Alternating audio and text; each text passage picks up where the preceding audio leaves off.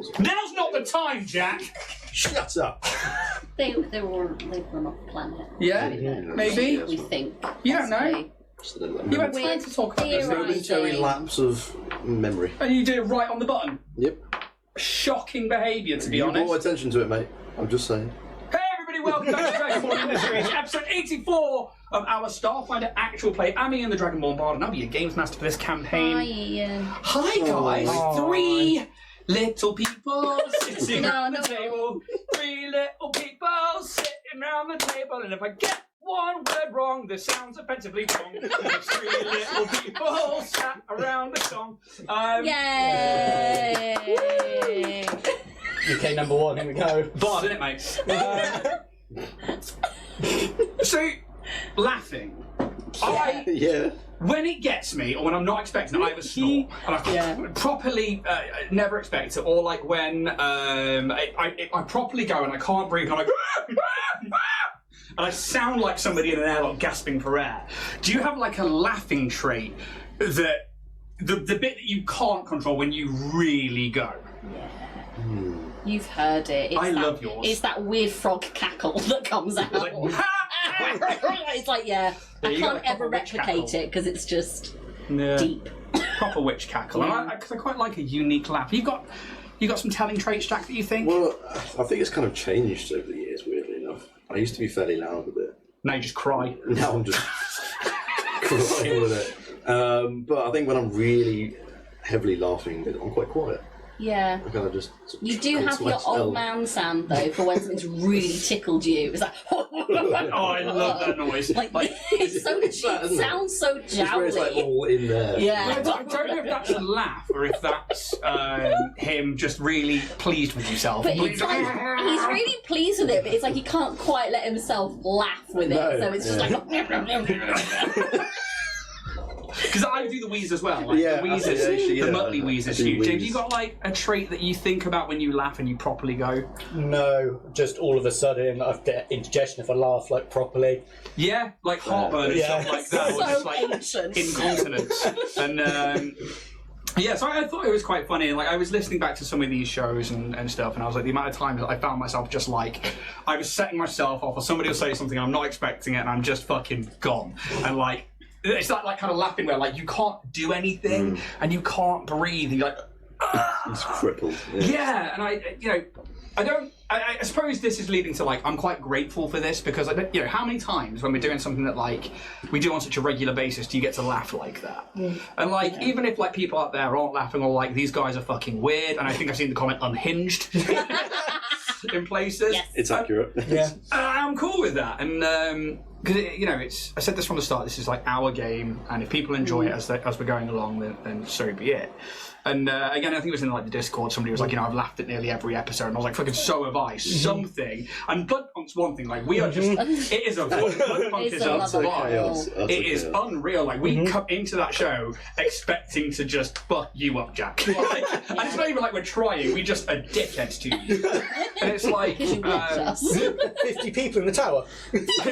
honestly, mate, there's been some There's absolute. been some corkers. Last week we were like that. Oh, it's that bloody woman! Bloody woman! Just out of nowhere, like fucking reverted back to Midlands me. So But Trader's Goose. yeah, Trader's Goose. and I just think about like the amount of times I've laughed during this, and like my proper ugly laugh as well. It's when you like fully like we just lose you off screen. Yeah, on that the was floor. that was Like on all fours where you've spat up your water. Yeah. We're like, oh, there we go. That spit take. that one's a lot rarer. When I can't breathe, and I'm like, well, Yeah. it's got to come out one way, and it's not far enough along that I can shit it out. So, Fire in the hole. yeah, exactly right. And yeah, there's only been a few times that I've really had to leave. Yeah. And luckily, I've been players in both of those occasions. I think there's something about sitting behind the GM screen that you don't quite take in the full vibe of 100%. everything. Tricky Pete nearly got you fully. Yeah, oh fucking hell, Tricky yeah. Pete's probably the closest you've come Yeah. to. Oh, and obviously he tells the old West when I am. Yeah, that was good. That was yeah. That's got staying power to it. And, like, yeah, but I don't think I've ever gone quite as bad as a spit take through Bloodpunk. That was something. It never gets old watching that clip. and I just because that's kind of what brought it up for me this week Yeah. because I was rewatching that clip, and if you haven't seen it, it's on TikTok, it's on YouTube, it's on Instagram, and I need to do more clips of Bloodpunk. I just keep forgetting He's and lost doing all other his things. electrolytes. Alex with that one when he just went, like, oh, he's lost all his electrolytes. He always had something that really kind of like set the edge to the joke or like added another layer to it. And yeah, so I thought, what's your ugly laugh, really? And because I really like your guys' laugh and I like hearing it. Thanks, mate. It's cute. You guys had a good week? Not too bad. You Same old same. Yeah. Full of conversation, guys. Well done. Just listen, we've got full-time jobs. Come on, man. And it's summer. It's been really warm today. Yeah. Like, for anybody who's watching posthumously. Sorry, that's not the right word. I know it's not, but I It just makes me laugh every love time. it. You're watching this after death. After hours. After our Yeah. death. It could happen. I could kill you all tonight. I guess eventually someone might watch this posthumously. That's a weird thought, isn't it? Yeah. They're like, we're going to be long dead. And I hope you guys aren't existential about this shit. Because I'm quite nihilistic sometimes. You are all going to die. Yeah. Yeah. Yeah. Yeah. Had to deal with I like how you say that as if you're not going to. Yeah. Honestly, You're gonna die. I keep fucking surviving everything. It's ridiculous what I survive. Yeah. Yeah, I do feel like he's the only one that would. Yeah. If anyone- Unless you just want to die. Fuck this. I'm living. Joe, I've come this far. Why not? I'm gonna see how far I can get. Challenge. Yeah, it would be me. Yeah. And I just, somebody could be watching this. We could be long gone, and we could never do anything again after this campaign, or we could be cancelled for something Hopefully we've done. Hopefully. Hopefully not. But, we do sometimes let a joke get the best of us. And so, yeah, it's weird to think that somebody could be watching this after we're gone. It's weird to think as well that could be in a week, or it could be in 20 years, it could be in 30 So if years. you are watching us posthumously, leave a comment, pour a little out for us, like and subscribe. Pour a little out for us. Pouring a little out, let's talk about Warrior Prince 3D. Yeah, our beautiful sponsor, Warrior Prince. You're right. No, I've had a stroke.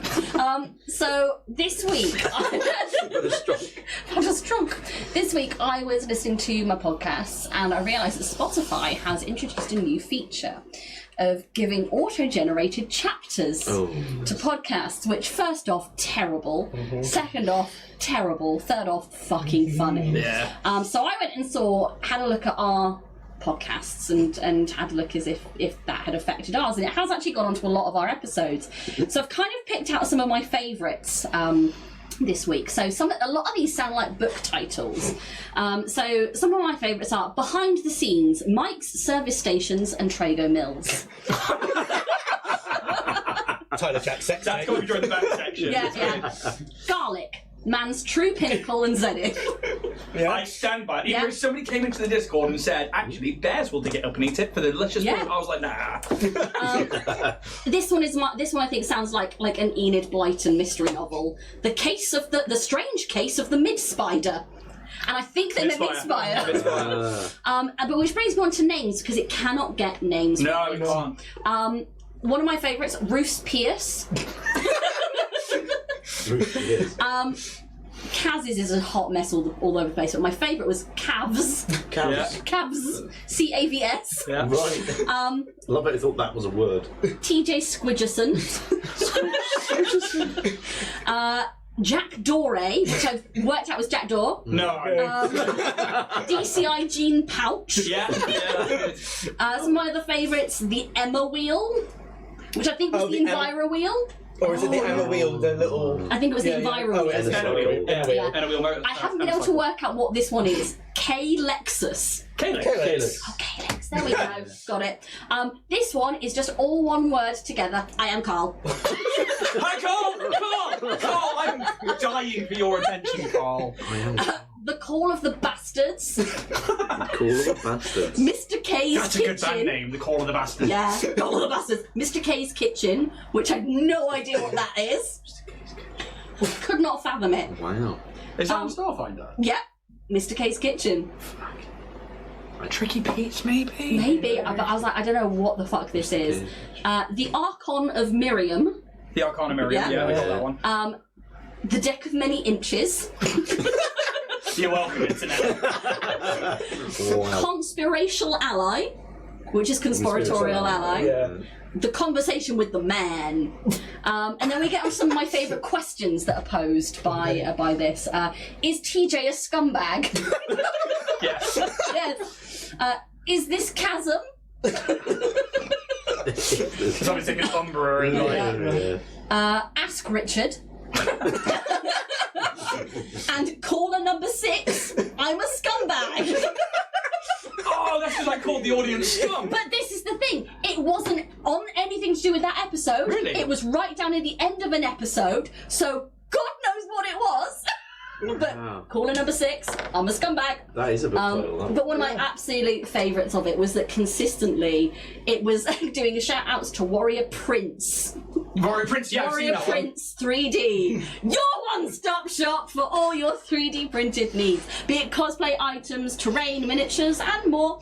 You can head over to www.warriorprince3d.etsy.com or, depending if you're watching this posthumously, to what I believe is going to be www.warriorprince3d.com. It's warm, guys. It's real warm. And you can use our permanent and exclusive code to the stars to get 15% off of your order. Whack in 20 quid's worth of goodies into your basket and you'll get a lovely Starfinder badge 3D printed for you as an extra. I don't know why I've gone down Cornish Road.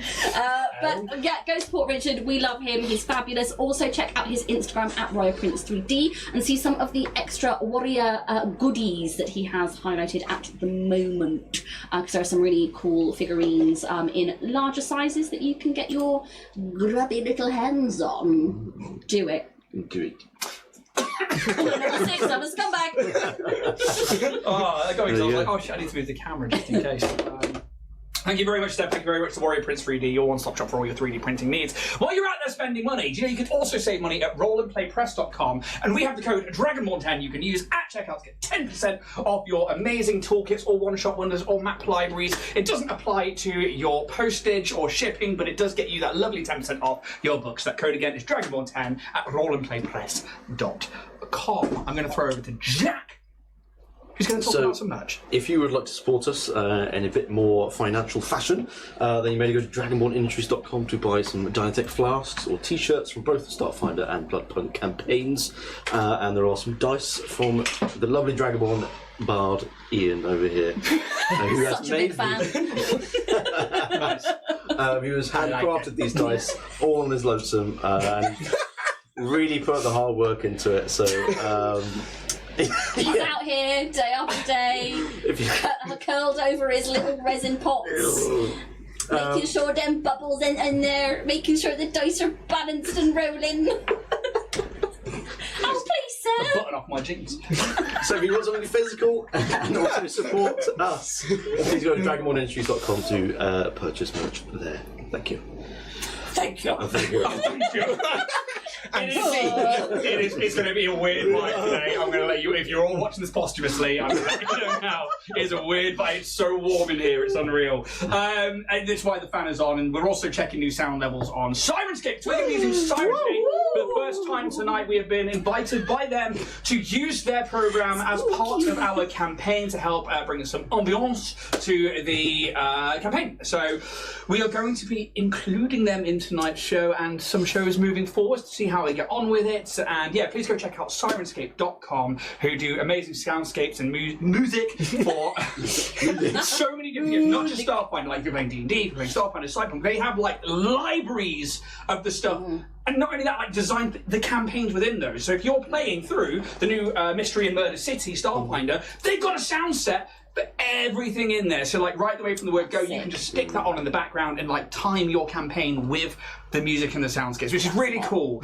I, obviously being extra, had to go in and do all my own shit because homebrew campaign, I was like, that's not quite right for me. And spent the past 3 months putting it off because I've had the access to it for a while and just trying to get it incorporated. I was waiting for a new story arc to start, and I finally kind of the past few days got around to doing it. So obviously, if you're watching live, please do let us know if the levels are up, down, all over the place, just because we are going to be learning as we go on this one. Hopefully the mic should still cut through everything else, but thank you to Syrinscape and thank you to anybody who lets us know, especially mods. Otherwise, I'm going to throw over to James, who's going to talk to us about Twitch Prime. Yeah, so if you're here hanging out, watching us live on Twitch or catching up on Twitch, don't forget you can support us by using your free Twitch Prime sub. It's free if you already have Amazon Prime. It helps us grow. You do need to subscribe every month and still doesn't work on app, so you do have to go onto your browser of choice.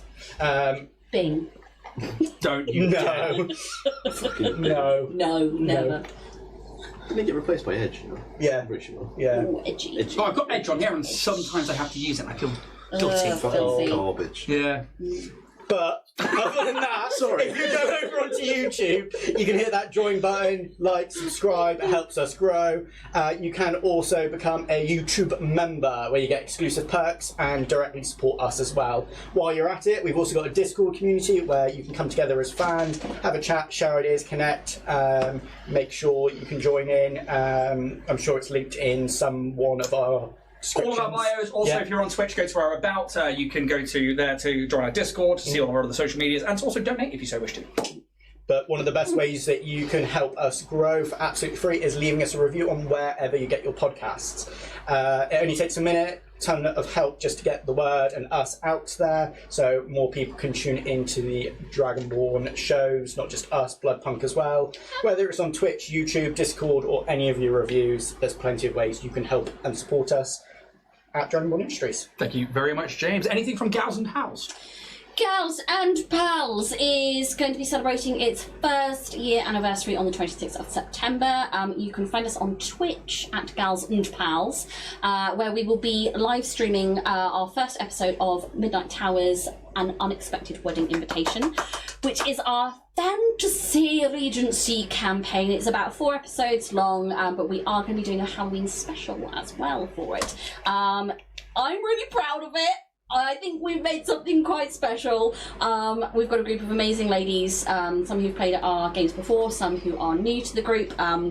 But yeah, it's really exciting. Come check out our work, see what we do, and this will also be the start of Gals and Pals Online, where we will be starting to offer some games via Start Playing as well. So more details to follow. Come follow us. If you're a scammer sliding into our Discord, get stuffed, because we're not about that. That's what you get from our Discord. But yeah, come join the Discord, chat to the gals, get to know us, and yeah, come see what we do. And what I will also do is I will get Steph to send me across the links to all of those now, and I will put them into the descriptions of our YouTube videos moving forward, which is something I should have been doing for some time now. Oh yes, that old chestnut. Yes, and I have not been doing it, and I feel like I have been failing our friends and work colleagues. Posthumously failing them. No, I will make sure that goes into the description below so you guys can go follow. Please do go send them the love. They're doing something incredible, and having seen what they're doing behind the scenes, but also what they're doing here in the local area, please go check out Gals and Pals over on Twitch. Yeah, because Gals and Pals apparently sends you to some really weird places. Well, depends on what you like. I was fine with it, but you know. You just need ID to get in now. Yeah. Or Death Stranding. Norman readers. Oh, because people are using like Face ID. Yeah. I was like, I didn't get that for a minute. I was like, I could see you trying to work it out. But what? I don't know what's happening. If it's not digging through a skip for porn, I'm not interested. This is where you decided to watch the first tune in, watch the other episode. Watch last week's episode. Yeah. To work out what Ian's going on about. Just go with it. Go with the flow. Go with it. So there's no intro to tonight's episode. The fuck is this? We're going to jump straight into handing out hero points. Ooh. Hero points from dungeon tokens. Obviously, for you guys here, I put them on a lovely piece of leather thonging so that you can wear them, and I also know which ones are getting thrown in without me having to ask every single time. Once more, hero points can only be spent on your own D20 rolls. You cannot spend them on other people's, unlike cred sticks, which you can spend on any D20 roll to reforce a roll. I'm wearing too many necklaces now, and I don't care. I don't care. Oh, something like that. Hopefully, sorry, will then kick in. With not much time to say goodbye or take in the scale of the destruction caused to the city of Kedel, Orion's Hope rushes to Skydock to try and find the Nova Blade, the abandoned ship of Zek and Zara. and the only lead they have for the possible whereabouts of the architect after the successful escape from Kedel. During this time, TJ sends off relative information to the stewards about their main lead to Professor Nimbus Dine having escaped, and with this, the stewards seem to decide that they will need an operative with the team from now on to be able to verify information, evidence, and also act upon the new arrest warrant for Professor Nimbus Dine, CEO of the galactic conglomerate Dynatech Industries. Our crew find the Novablade in the third ring, where the sleek ship is left in a semi-powered down state, ready for its departure at a moment's notice. However, it is at this crossroad in our crew's journey that two members of the Orion's Hope realise that their journey with the crew can continue no further. That was well timed. With Wiley, their adopted goblin son, showing traits of Solarian powers and the information that Lynch has found the lead Sylph has been searching for to find the lost city of Illuvion, both Roose Pit and Sylph of the First World decide it is time to take the next steps on their own and depart from Skydock back to Absalom Station, taking the Novablade. We come in now on a new room, the heart of an office, a circular chamber with wall-mounted holodisplays tracking incoming ships, flagged cargo and security alerts, maps of Skydock and nearby space routes flicker constantly, also the holomap of the planet, and beacons and devices that detect ships coming and going all over the planet. This room is likely always busy, but never chaotic. Efficiency is expected here.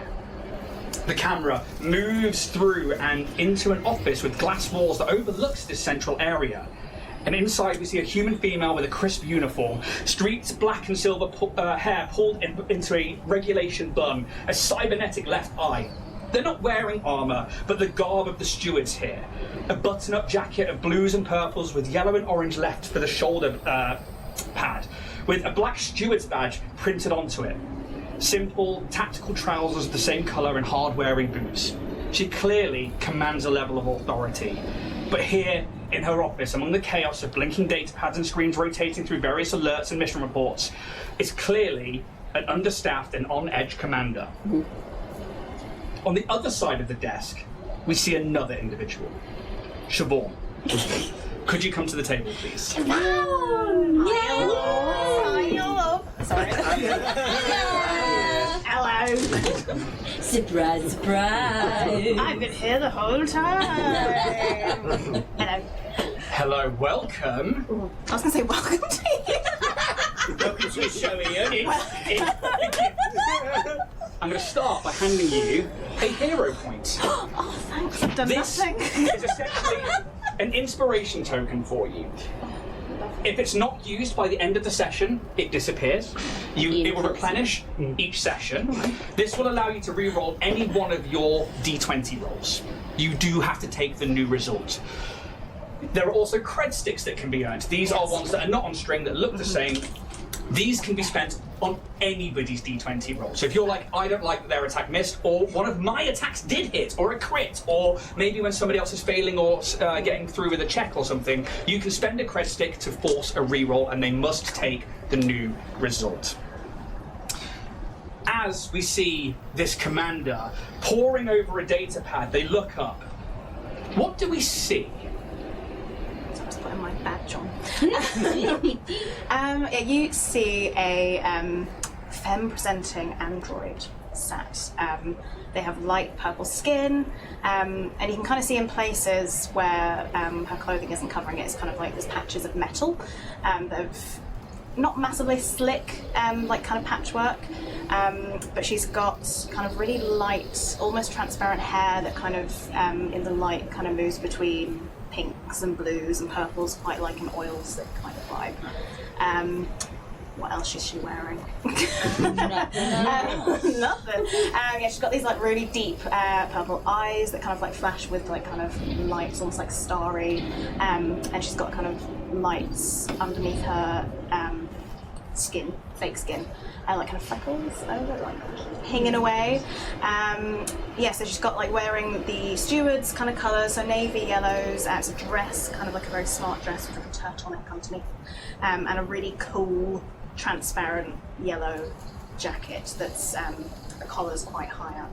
but you can still see her face because it's transparent, but it looks really cool. It's very much like a customised steward's uniform, isn't it? Yeah, she's got to be fashionable, you see. And I think the difference here is that the woman behind the desk, whose voice is starting to sound disgruntled and raised, is in a very official commander's uniform. What do you mean you're not my reinforcements? As they look at a data pad. A bastion willing to ignore our needs and also rub it in at the same time. So what, you're here now just to wait for some Starfinders to come and off you go again? Seems a little pointless to have you here. Why not just meet them at their ship or whatever, rather than being under my feet? What am I supposed to do, but babysit you now? Isn't it enough with these damn Darthesians? Sorry for the inconvenience. I'll just wait here quietly in the corner if that's all you want from me. Well, I kind of want to know what you want from me. Like, I'm up to here in this diplomatic situation. I've asked for reinforcements. We have people just getting down to the planet, and we are so understaffed at the moment. And then somebody turns up new. You're not even for me. Why send you here? Oh. And you can see she is like stressed beyond belief. Right? Yeah, that's real this week. Okay, it's fine. And so, like, she takes a moment and at least, like, if there's the odd job that needs doing while you wait for these Starfinders, this Orion's Hope, and she like looks at like the data pad. The Darthesian dynasty has sent a diplomat here to meet with Redshift Revolution. Redshift Revolution officials about buying race ships for their planet's entry into the Drift Ward Rally. A race between the star systems and planet within the Drift Ward Concord. A political alliance of planets and systems, not unlike our own Pact. There are a series of planets and systems past the Gellid Edge, and you would know that the Gellid Edge is like the outermost of the Pact World solar system, and further away than the Vestgarian. She kind of like drops the data pad onto the desk and stands up. Word is the Darthesians have recently wanted to try a new line of ships, as they have been slowly going down in the rankings for the past few years. This led them to look outside of the Driftwood Concord and found the Pact Worlds, but more specifically, Redshift Revolution. A Starfinder expedition who found themselves in Concord space happened to be there around the same time as the aforementioned Drift Ward Rally, and happened to mention about the Absalom Run. This led to the Darthesians coming to look with intent to buy. Now, this could not only be a fantastic opportunity for Redshift Revolution, but also to the Pact Worlds. Making alliances and ensuring the Pact is not at risk is kind of our job. It's fallen on us to be party to these purchases, but also to try and find more common ground between ourselves and the Darthesians, and hope to possibly bring alignment between the Driftwood Concord and the Pact Worlds. Diplomat Selith Var will be arriving back here shortly before we embark out to Redshift, which is a pain in the ass because we've already been told by Command to do everything we can to facilitate their needs. And their needs have been becoming more and more affluent and ridiculous. We are short-staffed enough as it is, which is why I'm disappointed that you are not here to back us up, let alone to play host to a being whose demands keep getting more lavish and beyond belief. You can make me a culture check.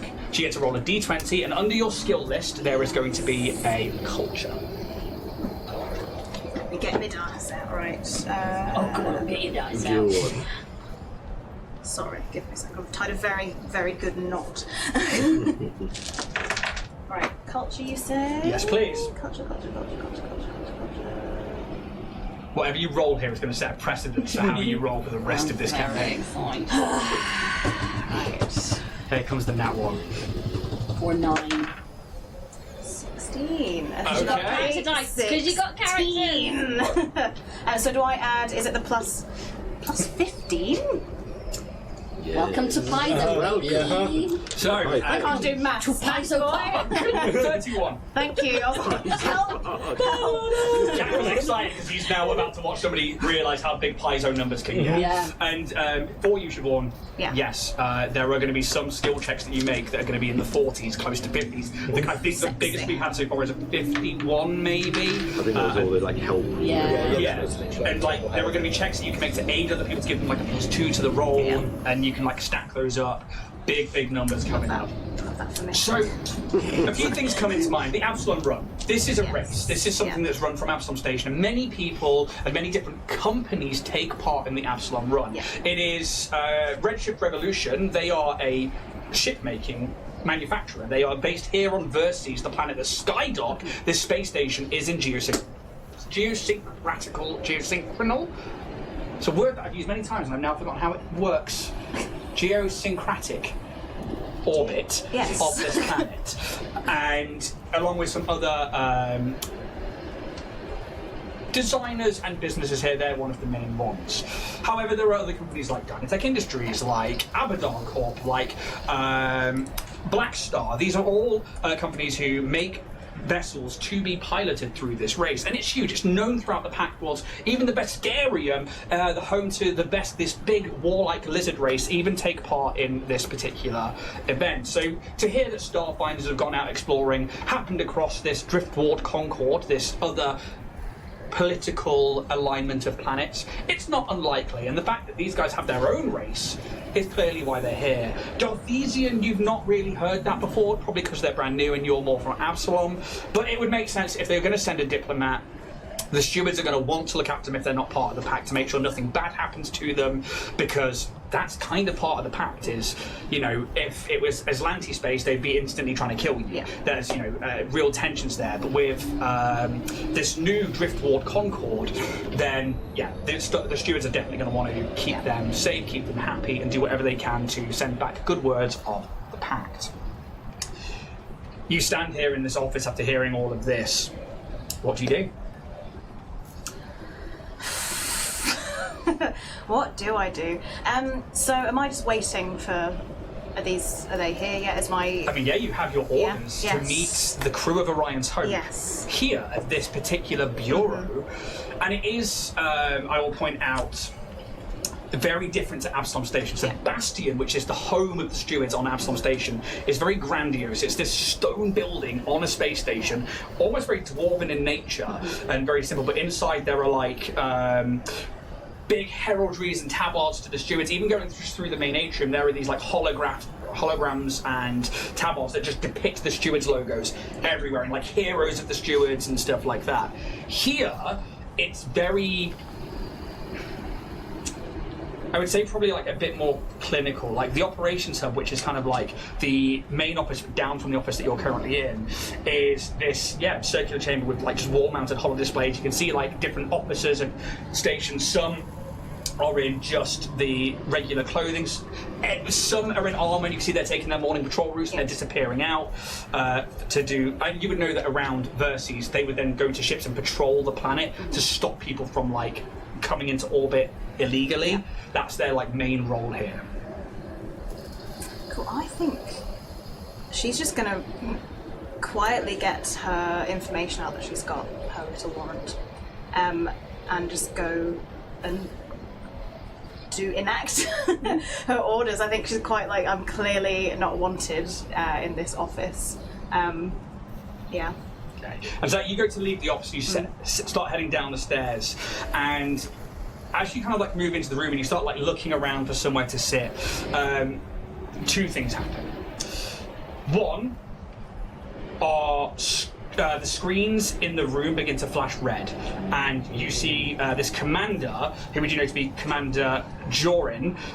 Their data pad begins to flash. It's like you hear like a few klaxons going off. You turn around and you see them like stand up from their desk and put their hand to their ear, and you also hear blaster fire from outside of the building. Shit! Shots fired outside! She jumps out from behind the desk and runs to the doorway you're running down and places her hand over a comm unit. All units, shots fired outside Central. You, and she points to you. You're wearing armour. I need you out there while we go and get our gear on. And you begin to rush from her office through the central office and towards the reception atrium, out into the adjoining entrance corridor where these two steward officials who you would have seen on your way in, they are now ushering like the remaining public inside, trying to give them a safe haven, as you hear the sounds of blaster fire and shouting getting louder and louder. You get to the edge of the corridor where it joins the main thoroughfare of this intersection of the space station, and that's where we're going to switch over to to our other crew members. TJ, Pez, and Kaz, we return to you in the hangar bay on the lower ring. The Nova Blade now out of the hangar and out of sight. What would you like to do? Pub? I've got my fake ID. You just see him print it out. Can you imagine? Well, I suppose we should probably go and pick up this steward compatriot that we've been assigned. Exciting. Yes, we need to move forward. We need to. Yes, exactly. Yeah. So we'll try and find steward location. Do we have any hint on where we were going to meet? There should be a piece of paper around here somewhere that had a lot. No, I didn't have it. It was over there somewhere. In the pile of papers. What did you do that for? Look after your shit. Right. Thanks. There we go, this is the bugger.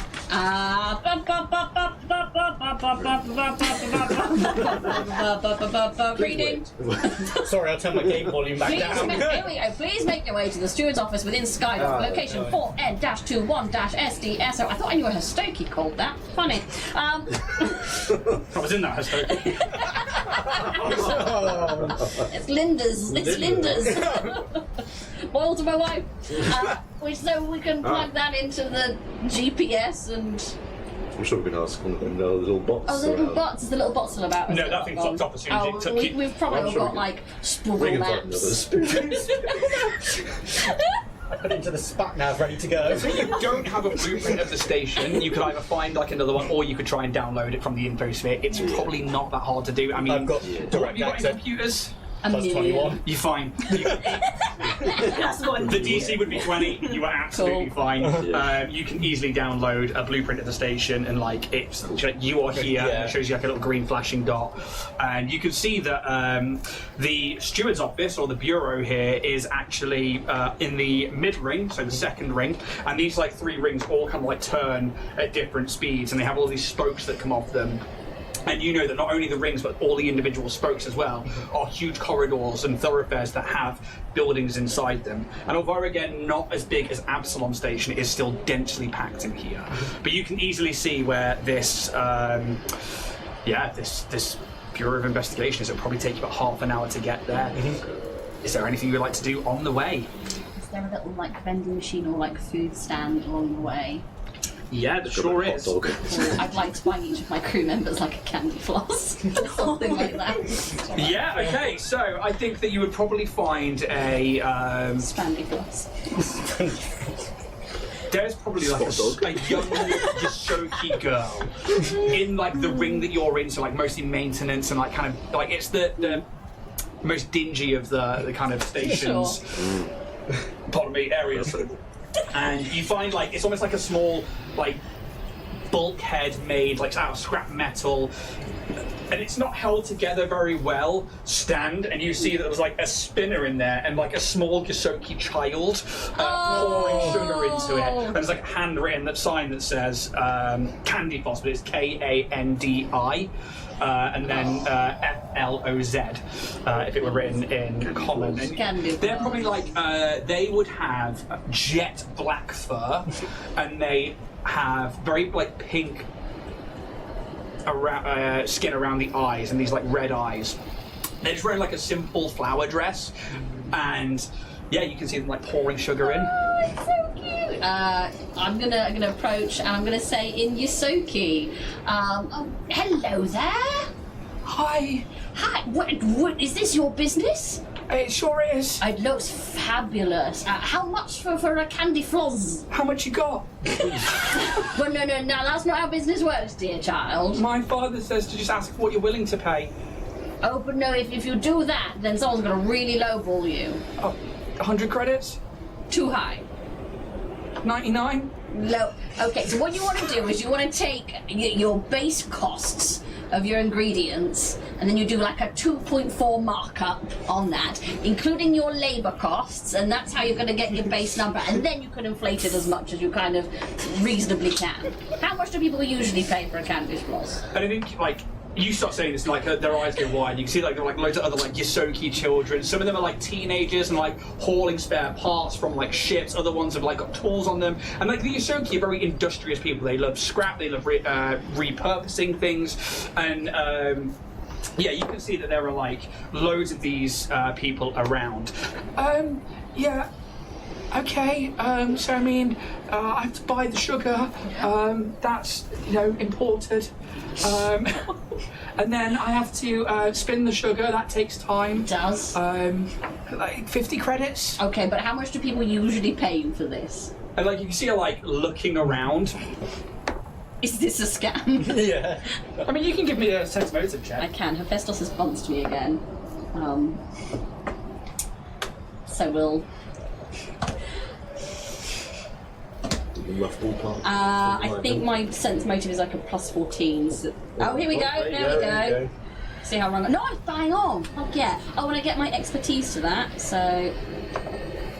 Fuck you, ship over. So the batteries are run out in the Millennium Falcon over there. That's what that was. Me and Jack 21. You just hear like a Yosoki like working on like something. 21, yeah? Yeah. Everybody else give me a perception check apart from Siobhan. Oh no, I'm not there. Oh, brilliant. 26. 26. 25. Oh, well, I can do a perception. Yeah. Right. Sorry. 25. 29. Could somebody roll me a d10, please? Oh. Yeah, right. Yeah. 3. 3. Okay. So, the conversation continues, and this girl's like, oh, okay, if you want 3 of them, then 10 creds for all 3. Sounds great. As you are handing over the 10 creds, 2 Yosokis are in TJ's pockets as they're like going by and they're trying to steal shit from them. I rolled a nat 20 on mine. I didn't have a modifier for their sleight of hand, which is what I got you to roll me the d10 for. Amazing. So you all notice. As like, it's clearly like a bit of a scam, and like they're looking a bit panicked, and they're getting the candy floss ready for you, but like you can see these others are like trying to go. Are they like small child Yosokis? Like, and teenagers and stuff, yeah. Where are your parents? They're obviously running a little bit of a... Kind of like. An illicit business. Are they small enough where I can pick one up one corner? They're still a medium creature. Just kind of throw them out Give me to a deep back. space. auto claw. Open. See his head go. It's like a jigsaw trap. 24. Jesus Christ. You want to play a game? 24. Yeah, I think that Both hands when I need to. Just absolutely. I think you definitely grab one. As drop it. what's something small that TJ would have in their pockets from your character sheet? Let me have a look. Choose the most dangerous thing. Probably, actually, yeah. I've got a medical inhaler. I've got some day skin neurotoxin. Fuck's sake, don't say that. Right, you said it. Sorry. What was the first thing? The first thing was medical inhaler. Right, cool. So first thing that's going to happen is there's the 2 of them. I'm going to roll a d20 twice. Whichever one gets the highest is the one that's about to get away. So, and then I'll roll odds and evens for which item they just nabbed. So the first one that you grab. Yeah. Actually, no, let's find out. So the first one is probably a teenager. They've got like a pencil-thin, wispy bit of fur just on top of their snout. They roll a natural 20. The other one, Get them out now. which is a like a salt and pepper mottled, but like kind of like cow print, brown and white. 15. You grab that one. Okay. Is there like? They just drop the odds is day skin, even is medical inhaler. Roll me a d4. Oh no. 1. So odds is the medical inhaler. Yeah. They drop the medical inhaler as the other one just books it with this like serum in hand. That's. Can you mark the day skin off your character sheet, please? Well, And you that's see them, like, going run! bad. And this other one's just like, sorry, mister. Like, we're starving down here, you know. Bear. Yeah, you do it like gently though. I mean, Do you sound better? Oh yeah. Right, what's Bear's running speed? 45 feet. Yeah, so they're going to catch up. As an attack dog, basically drone, just starts charging them down. I'll give them a perception check. So 15. They fucking toss the date skin. Does Bear carry on? I think Bear would just kind of not Get the skin. Yeah, get the date skin. Just kind of try to catch it.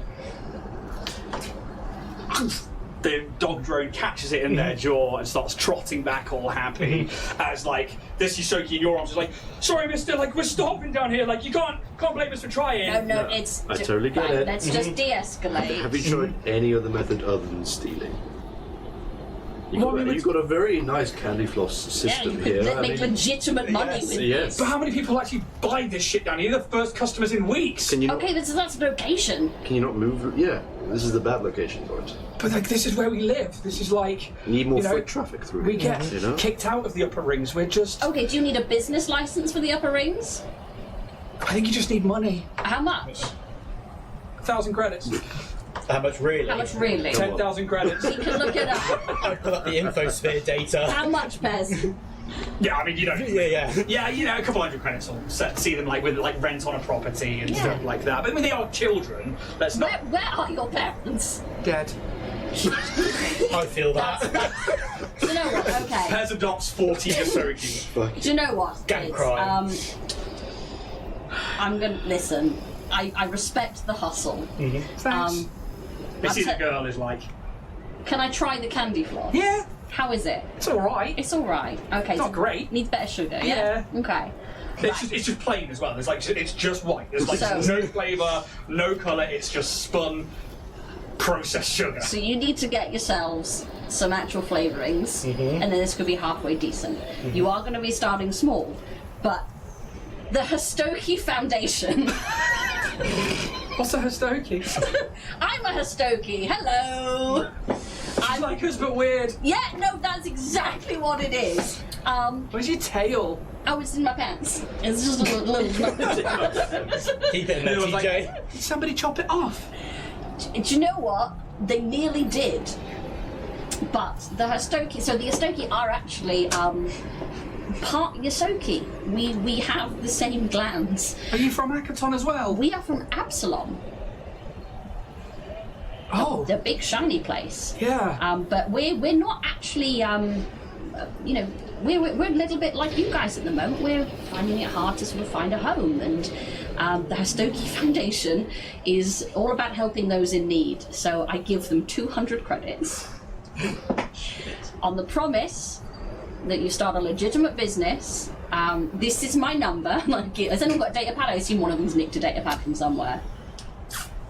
Yeah. Drop it. I think it would be probably her, and because she's like the middle contact there. What's your name? There it is. I'm Limp. Liv. Hello, my name's TJ. Hi, TJ. Right, so this is my number. This is my Abstagram account. What I would like you to do, Limp, is give me regular updates about how the business is going. I will do check-ins with you quarterly to see how things are going, and we'll give business advice and see that you're on your way. If you need more funds, that's something that we can discuss. But if you misuse these funds and use them for illicit means, and I'll point at like Bear and Pez, I will set this monster on you. Are you guys from here, are you? We've never seen you before. No, well, we're from all over the place. We're Passing through. You don't have a home either. exactly. So hard relate, kids. People call me monsters too. Just looks at them. Why are you hanging out with a goblin? Community work. Work experience. So I'm going to give you these credits on the proviso that we start a legitimate business from this. Is that something that you think you guys can get on board with? And like she looks up to like the one that you're holding, and he's like trying to like scrap I it. It's think like, at this point I'll let him down. it's like, yeah, I mean, that's like life-changing money to us. Like we can eat. I'll tell you what. Have 230, and you can use that 30 to get yourself some proper food in you. All right? Yeah. And like she hands you like the shit candy floss. There you go, kids. Thank you. Just pulls a bit of fur out. Holds, yeah. I'll give the. Like takes it in. Thank you. It's all right. You remember what we agreed, Yeah. and I'll be checking in. Yeah. All right. But first things first, you kids all get yourself a proper meal. Sure. And like All right. she's like, oh, come on, Twitch, and like Limp and Twitch. Twitch! And there is a third one. he's fucking gone though. What was your friend's name? Dave. No. Their name would be Pip. Yeah, Pip. I like that. That's a cute name. That was Pip. Why can't I do that when I'm on fucking in that chair? When I'm in that chair, everything goes out the head. Yeah, it does, right. Yeah, that was Pip. We'll make sure he gets fed as well. Brilliant. Good. All right, you take care of each other. Okay. All right, and you work on that business model. All right. Yeah, and they like start like moving away from like the cart, like this ramshackle. It's probably like a washing machine, like drum that they're doing it in. It's ingenuity at its finest. All right, shall we go to the stewards? Yeah. Do I want kids? I think that's like, You have them? You just hear Kaz sigh. I think as you guys like go around the corner, you just watch. Well, you wouldn't say, but like as an audience, we just see those Yusoki just fucking bolt it. They, like kick over their own stand and they just fucking run. Yeah. They're like fucking suckers, just like Into the bookies. you don't see where they go, but they're gone. 230 credits is a lot to them. Yeah. And anything else in your like as you take your shit candy floss and head towards the second ring. This doesn't really outweigh all the bad that we've done, is it? No, but we see those. We've not done terrible things. Some of us. You might not have. But you were in a difficult position, Kaz, and I think that your actions, as an independent man, far outweigh those that you've done. I mean, there was the incident back on April, which we won't mention ever again because that was dark shit. What happened? I'm just gonna like send over like an image of Kaz trying to take off someone's fingernails. You just don't talk about it. But you've come a long way since then, and you saved a few people today. Well, I'd like to think so. You did. But a lot of, half their home was destroyed. I know that's not directly my fault, but Sometimes you've got to break a few eggs to hatch some chickens. We miss roofs already. this is a new phrase from you. Well, I was just thinking. I'm thinking about birds. How are you? Yeah, well, Strix, they're bird people, True, and they've all true. been cooped up in the tower. Yes. And maybe this is the start of a new venture for them. You've got to think positive, Kaz. Tower half full sort of situation. That's good, I like that. God damn it. But you guys start making your way through the third ring and then across some of the spokes that intersect and across to the mid ring, and eventually start making your way to this 4N, which you know to be like the fourth node on. And you end up like following behind really kind of like an eccentric group of people that are heading down the same thoroughfare as you. You see three sort of like extremely tall, like 6-7 foot, but extremely slender beings. They are like pale of skin tone with these shimmering hues of pearl, silver, or like sometimes like faint violet. It seems to like change between them. They have these like large, multi-fractured, kind of like liquid gemstone eyes. And they have these like long, tapering limbs with these fine, semi-transparent fingers, which it kind of like gives you like this sense of like finite control with their hands. And you hear them like chatting, oh, it has been lovely that while we've been here to have such gracious hosts. And another one's like, yes, I look forward to seeing the ships down at Redshift tomorrow morning. I wonder if Commander Joran will send more food for us. And they're like having this conversation as you move forwards. And you start like getting closer and closer towards the node, like this node, and not like the node bar, but like a node is like an intersection here in Skydock. And like they stop for a minute underneath like one of these giant pipes that like hangs from the ceiling where you imagine either electrical cables or maybe sewage or something transfers through. Can everybody in that party give me a perception check, please? What?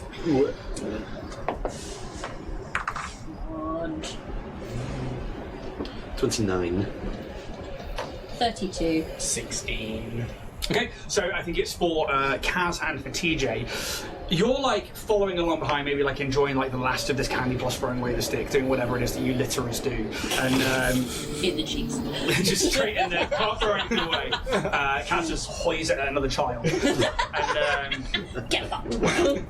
there's like a glow, like a dull red glow in like one of like the joins of the pipe, and you watch as a kind of like liquid begins to like pull from it above you, and it's almost like the pipe itself, like plates on it, are shifting with it, and it just at one point it just gets to the length where it looks like it's going to snap, and then the bit that's like a joint to it just drops with it and lands on the floor and begins to like form up with like this plates over this like red ooze. And at the same time you watch, and you've got a Red Star plasma rifle, haven't you? Or had one at least. Yes. Cool. Yeah, You see a Red Star plasma rifle like come to the surface of this ooze along with another weapon, and laser bolts just start, and you watch as like this ooze seems to have like plating and stuff on it, and as these blasters start going off, one of these individuals in front of you just takes a shot through the center of the head and just falls back.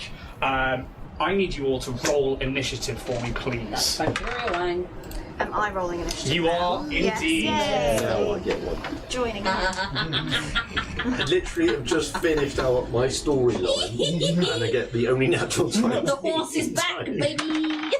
Fuck's sake. Take it. Oh, they I pretty rolled dice. like shit. Got a happy piranha. At the Piranha, your one-stop shop for all geeky news. A map.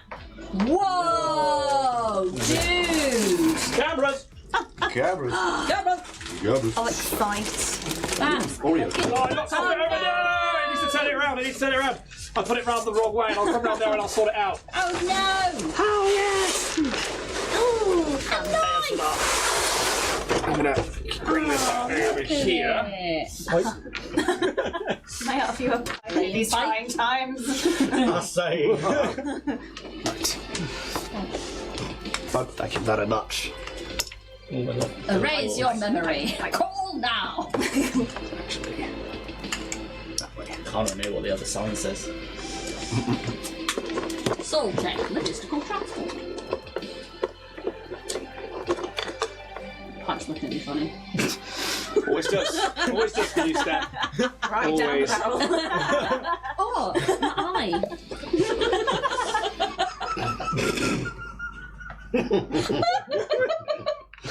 What's that I do? I like being able to see you properly. It's really nice.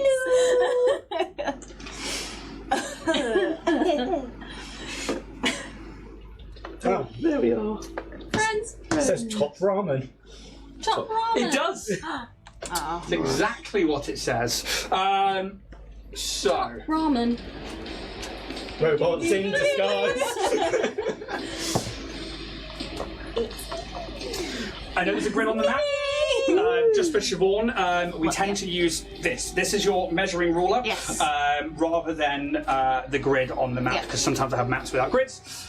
This works in the sense that you put your base into, so like that, you're 5, 10, 15, 20, 25, 30. So it works as simple as that. So don't trust the grid, trust the ruler Don't as trust the grid, such. trust the rule. Now, two things happen here. You guys watch as this being just drops down, weapons just start like launching off it, and one of these three beings just hits the ground. I will say that. Grab some others. Who are you? To be on either side of this being. For yourself, I'm not going to say your name just yet.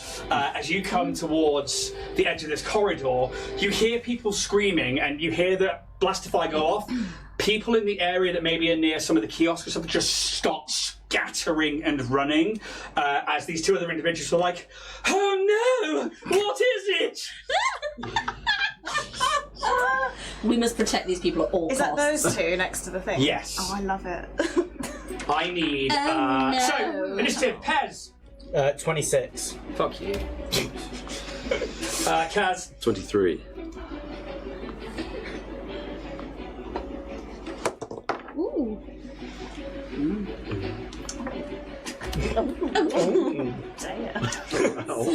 14. Can I have your dex modifier, please? What is it? Plus 3.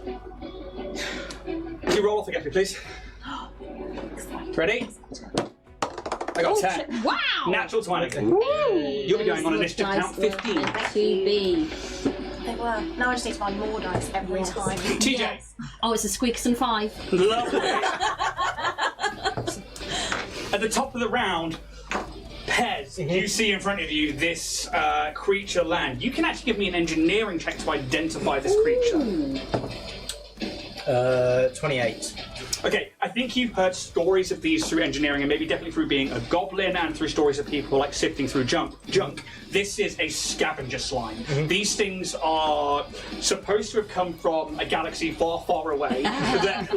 They were like a whole planet of these like evolving oozes, and one of them latched themselves onto like technology, and then it grew and grew and it eviscerated like the entire planet after a while. But then they like have spores and eggs that they set up, and they've like latched onto hulls of ships, onto people, and then just spread out throughout the galaxy, and they like invest things like sewer pipes and places where they can absorb technology, but also things like junk and scrap. So places like space stations where scrap is either repurposed or it's collected.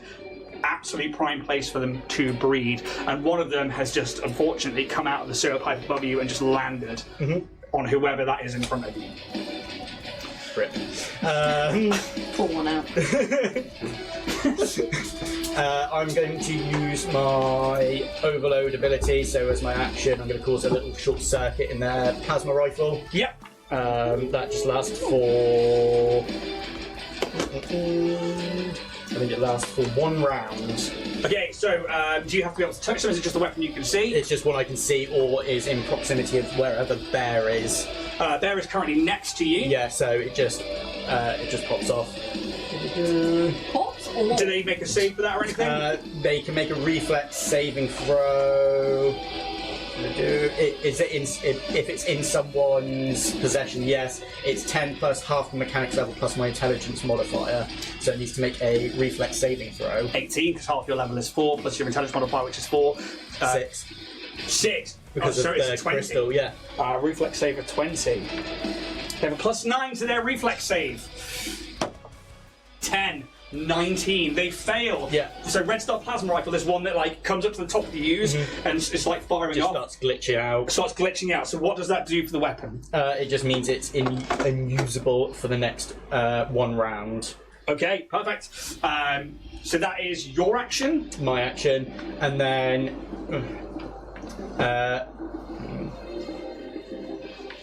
there is no. I'm going to try and use Bear's unarmed strike to see if she can almost like rip the other one out of its grasp, I guess. Okay, so yeah. that'd be an unarmed strike. Yeah, sure. So I think that is going to be... Oh no, disarm is actually a combat maneuver. Yeah. So let's have a look at disarm.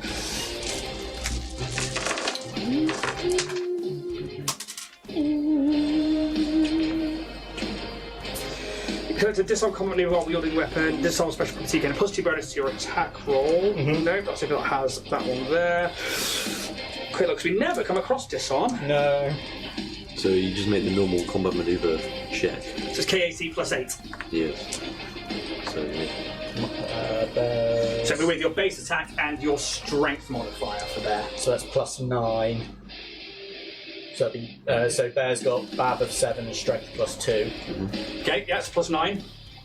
And it's against KAC +8. So I got a nat 20. Now this is where we haven't come across this rule before with crits. Yeah.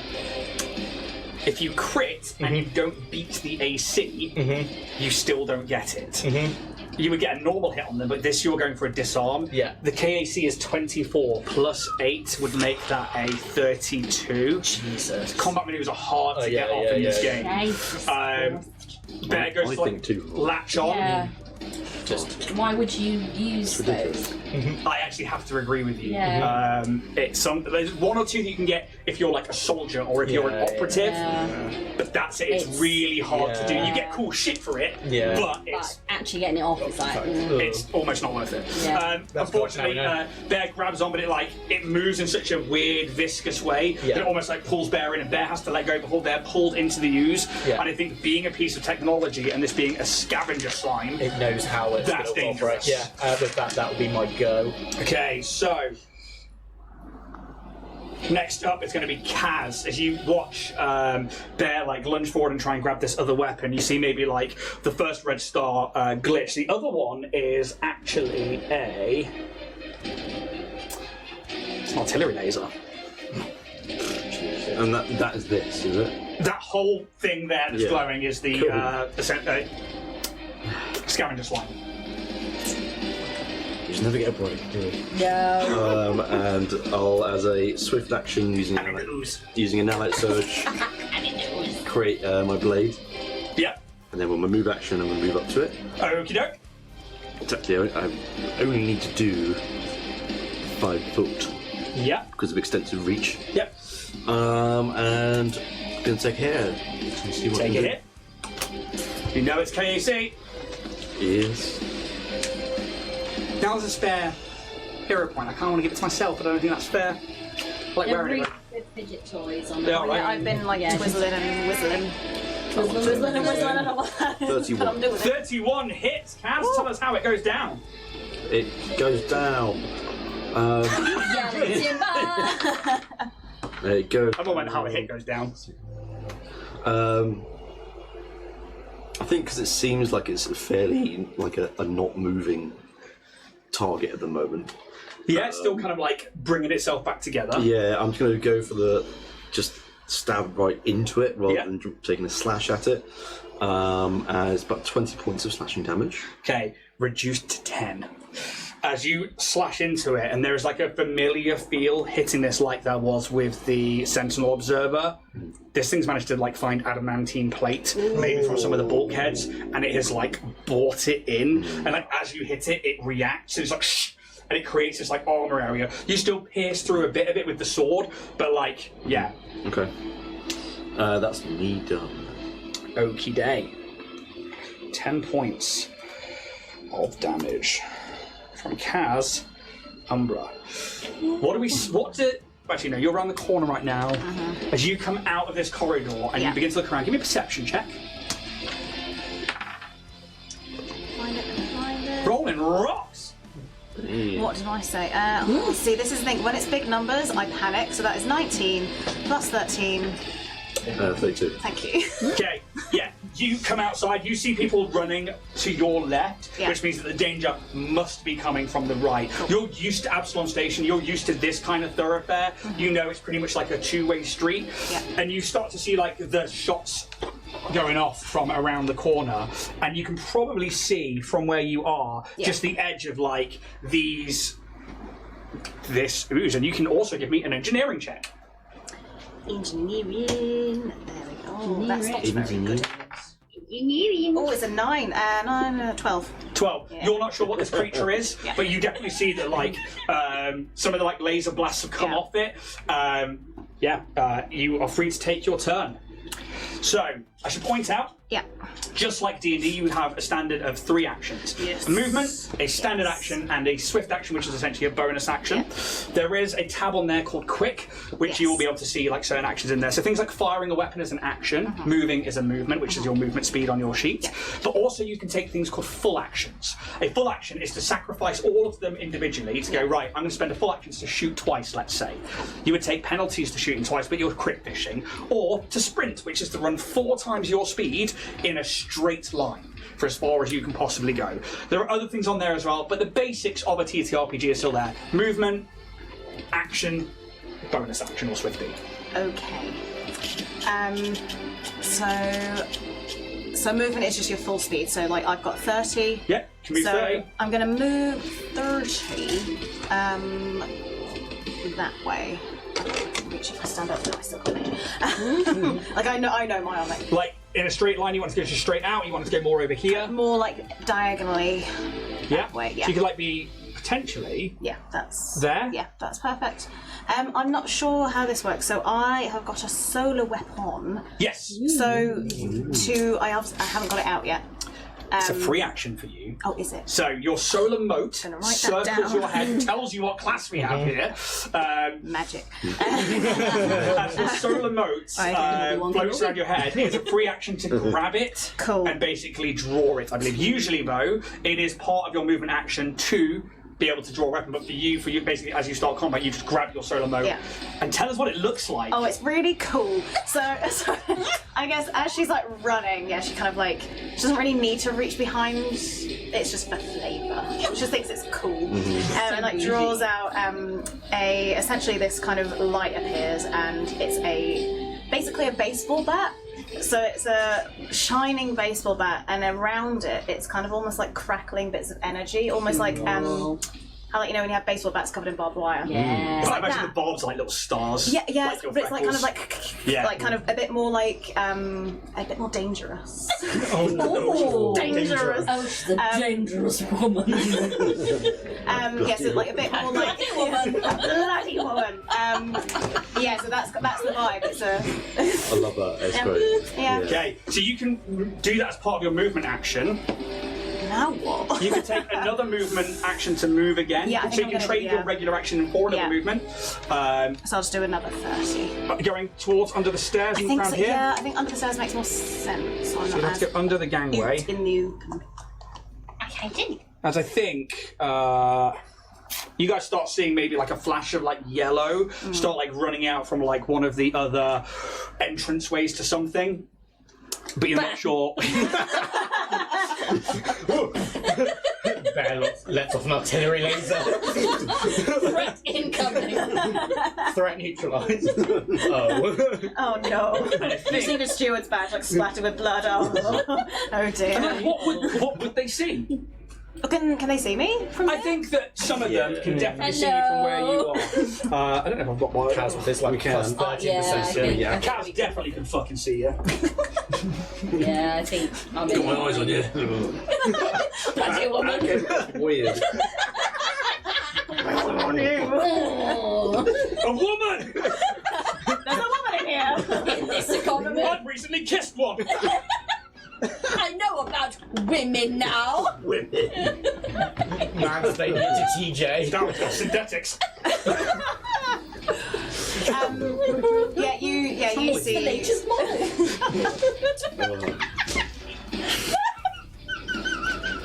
We're off. We're off. Great start. Where's my laser line? Where's my laser line? Where's your laser line? You carry on. Anything else from yourselves? No, I'm just ready to move some more. Okay, so next up is the scavenger slime, as this thing has targets around it. Many targets, actually.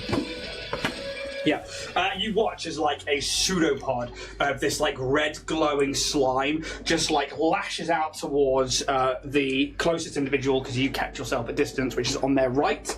They're going to roll. So 9 on the dice for a total of 27, which is going to hit. Oof. So plus 18.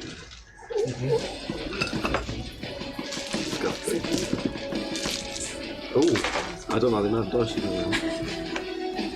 It's alright, I'm just trying to find certain ones. It's 2d10. So that is 3 and 4, which is going to be a 7 plus 13 for a 20 points of damage. That person goes prone. Oh no. As they're not armoured, they're not wearing anything apart from these like gossamer-like clothes, which kind of matches their like hewing skin.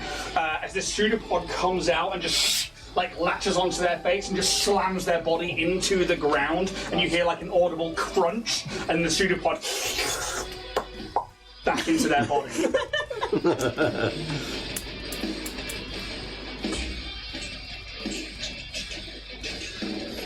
checking. You only get the one attack, unfortunately. Oh, They're not very fast. They are slimes. Right? I'm like, just give me a multi-attack, give me a multi-attack! There's no multi-attack. Not fine. TJ, Hello. you watch as this thing, drops down, kills the first one in front with this, like, gunshot. It then, like, sends out this, like, tendril of ooze, which then grabs on, like, a hand and slams the next one into the ground. And you watch as Kaz, like, runs up as well and tries to hit it and stab into it. You are up. Would this, everything that's happening here, lead me to believe that this is something that has sentience and therefore would be open to mind-altering effects? Give me an engineering check. Oh no, I'm not good at engineering. It's 14. You don't know. In for a penny!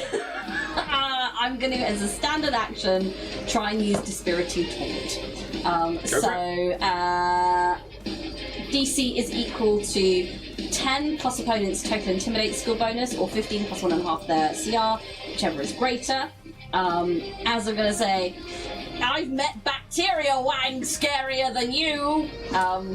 15 plus 1.5 SCR, yeah? Yeah. So they don't have a sense motive. The CR is 9, so that is going to be 1.5, which is 9, so plus 4, which is going to be 13. Okay. So 15 plus 13 for a total of 28. So I've got to beat a 28 on my Intimidate. See how much math went into Jack's head there? I could just see it like. He loves it. Don't you worry about the math. If anything comes up with like a CR of like this and it's like a load of numbers, just say it out loud, we're on it. Oh, I will. 29. 29. Yeah? Yep. I mean, So, it should work. if it works, it is shaken until the end of my next turn. no. Let me remind myself what shaken does. Like a wobbly jelly. Shaken. Make a trifle out of Please. So I believe it's a -2 penalty Catchy. to attack rolls and something else. Where is it? Shaken, not stirred. Sorry. Yeah, -2 penalty to attack rolls, saving throws, skill checks, and ability checks whilst they have the shaken condition. That's a disparaging point, yeah? Dispiriting Taunt. Dispiriting point. Can you just read everything out for me?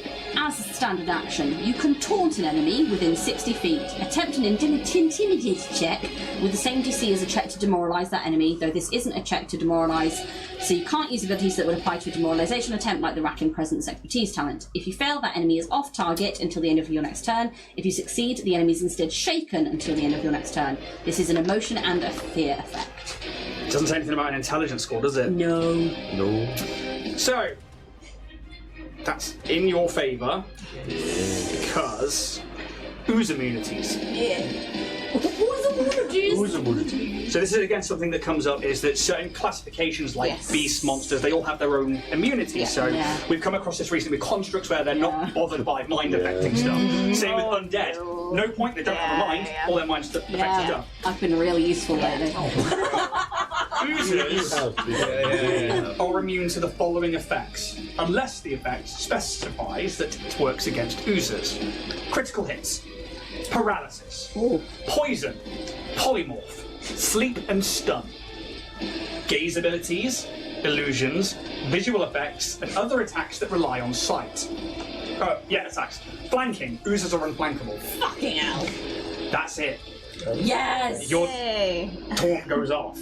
Boom. So it's going to take a -2 to its ACs, yeah? Yeah, -2 to it's to Nice. it's -2 to I'm gonna have it. Attack rolls, saving throws, skill checks, ability checks. Okay, so it's a -2 Bane essentially. And then I'm gonna, as my movement action, call out to my friends and allies, and I'm going to say, all right, guys, it's time to have oozles of fun for my get 'em. I'll give you the extra +1 on that one. That was Yay. good. That is a +2 for your get 'em. You don't have the improved get 'em, do you? No, because I was like, I don't like it. Amazing. Anything else from yourself? That's everything from TJ Squidgerson. Okay, at the top of round 2. The other being here sees two of its friends basically getting killed in one hit and is like, Bitch, and run. just starts to run. That's good. The ooze will take an attack of Bad opportunity. ooze. I mean, it's going to hit. There's a 9 on the die, so it's the same as it was before. I'm going to roll. -2. Good point. Still plus 18 to hit. It's going to hit. 2d10. No. As it runs, it grabs them by like their waist, like no. Oh my And they are just like sucked inside the ooze. But you watch as like the plating comes together, and part of their like back skin is like ripped off as they are like sucked inside. And you just watch as like the red like undulates as it starts to mix. Nasty way to go. Yeah, that's it. Back skin. They're only wearing like gossamer threads and robes, and it just tears through them. Oh my god, like hitting like playground concrete. Oh, 100%, but it's more like a peeler, and the skin's just like... Alrighty then.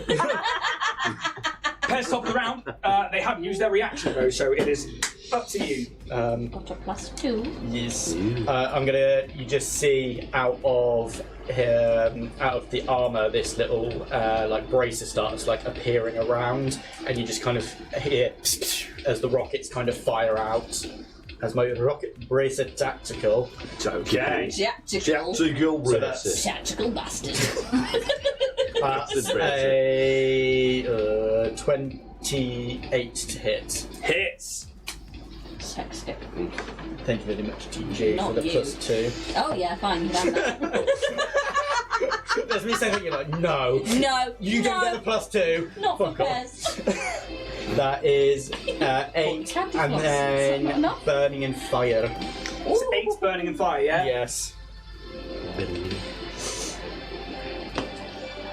Not only does none of that go through, you watch as like the explosion, like the concussive force into it, you watch it like ripple, but there's like adamantine plates come in and stop that damage from going through. But you watch as like the flame seems to somewhat be... It doesn't even react to it. It's just like on fire for a moment. It's not like the ooze isn't like moving away from it or anything, and I think you get the sense that maybe it's a bit resistant to fire damage. With that, Bear's going to try and bite into, I'm guessing, some form of its like armor. Yeah.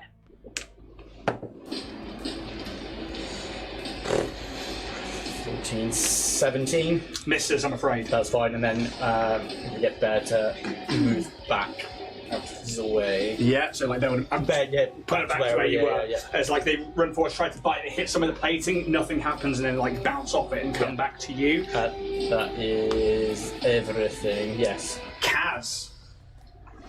So the full attack thing, I have to make 2 attacks with the same weapon, right? Yeah. Bastard. Tactical bastard. Tactical bastard. Alright then. Alright then. Doomy. Yeah, I think I'm going to attempt full attack. Okay, so 2 attacks coming up. This is with the sword, yeah? Correct. Okay. Customary, that's what you had out. Indeed. Oh, wicked Mountain Dew.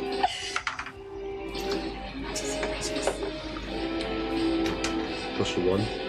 2. So, 27 to hit. Hits. Is that with the multi-attack penalty? No, sorry, I didn't turn that into it's -4, isn't it? For that? Yeah.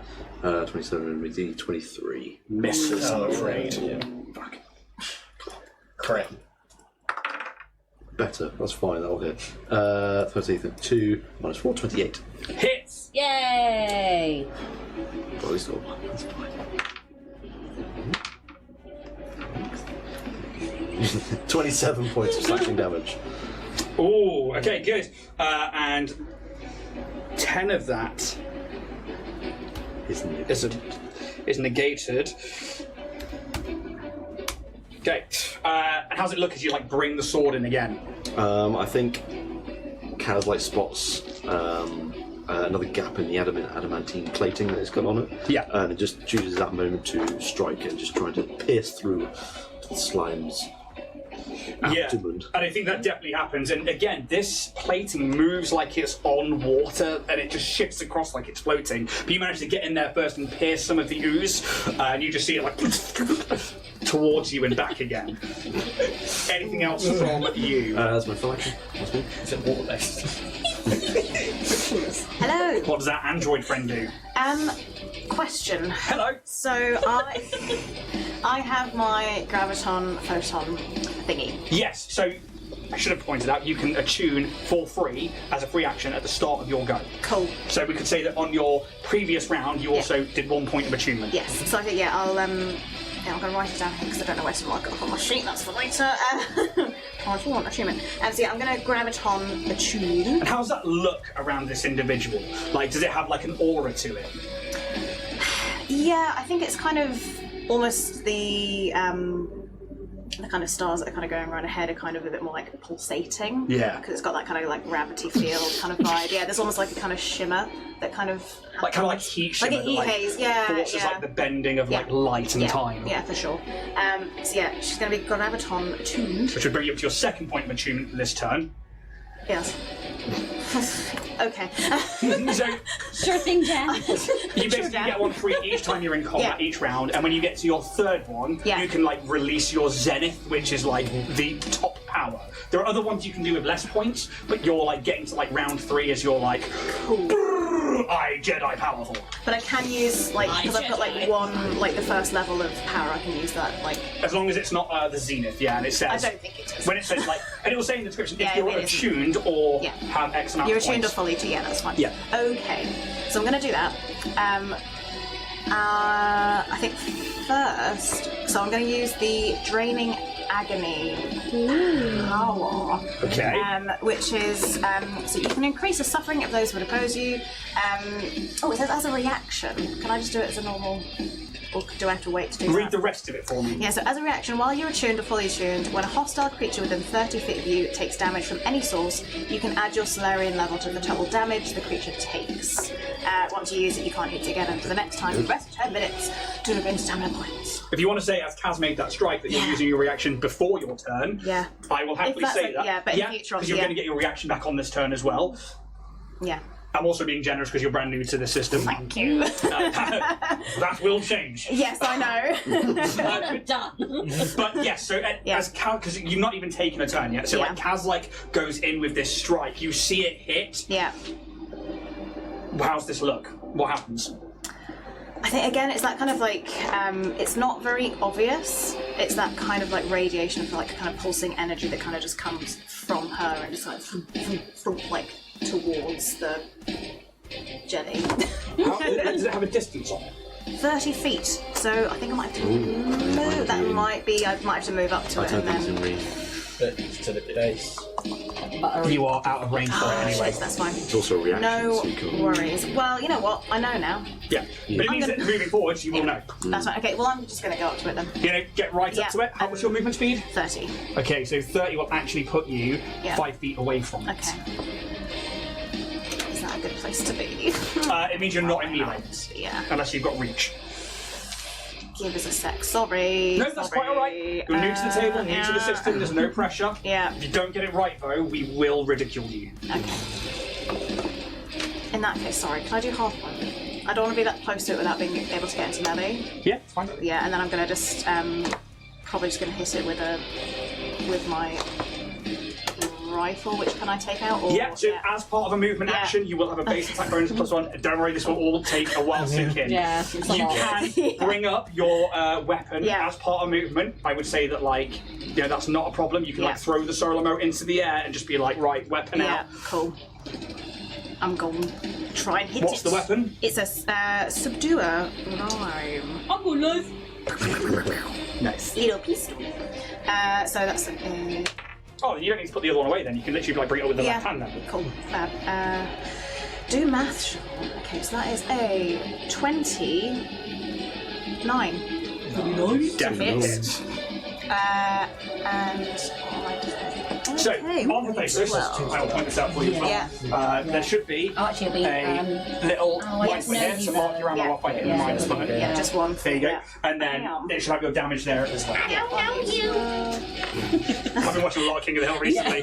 I don't know you! That's my purse. I've literally just watched that episode. 12. What's the C next? It says plus. Cold. So, yes. +4. C. So that is 12. 12 points of cold damage. Yeah. Not all of that goes through, but some does. okay. As you watch, as you bring out this, you watch this like person who's running out from under the stairs. They bring out this pistol. They're like they've got a solar weapon in their hand, and you recognise a subduer Orion. You've got one. Yeah. As this cold energy like smashes into this ooze. Again, it brings that adamantine plate in front of where the shot hits, and you watch his ice crystals just onto it. But some of that does go through. Okay. So movement and action. Would you like to move any more? No. Okay. Which puts us to do scavenger slime.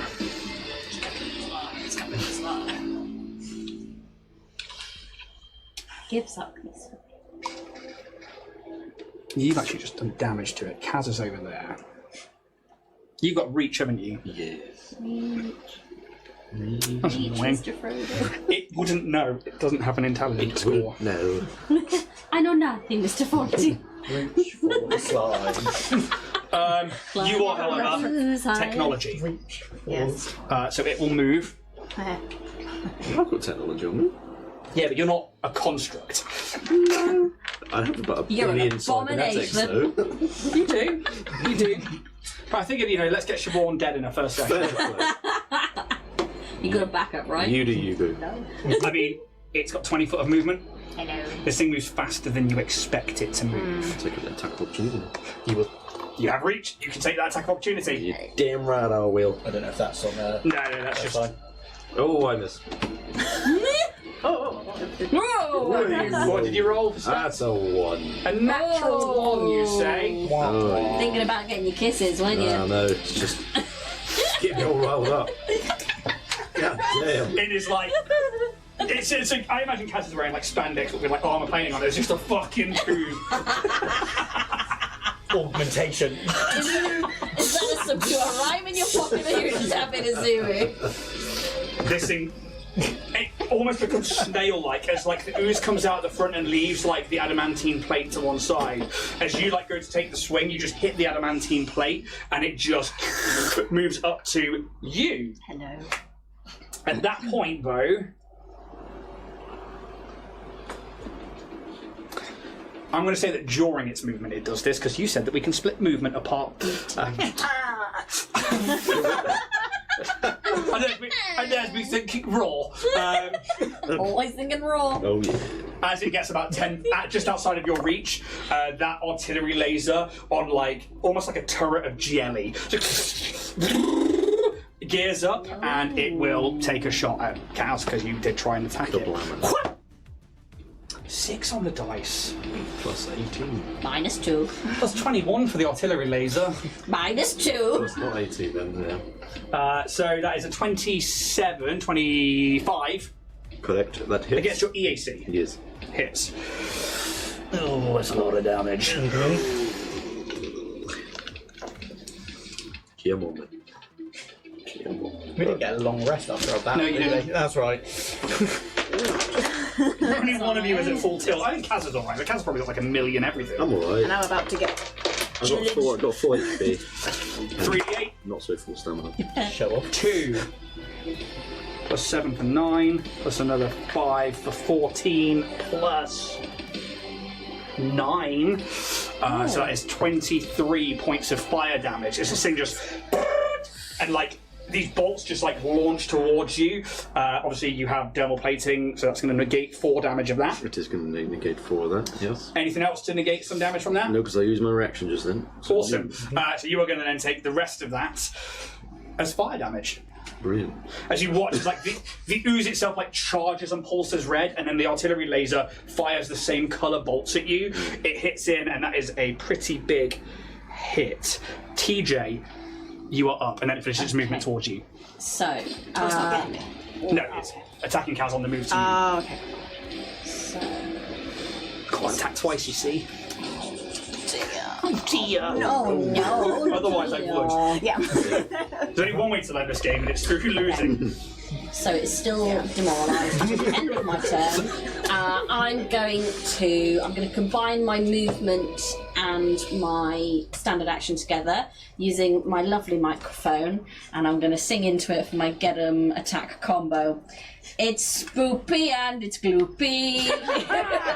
It's spoopy and it's droopy. It is a real boopy. The shitty slime. Da da da da. Fuck off!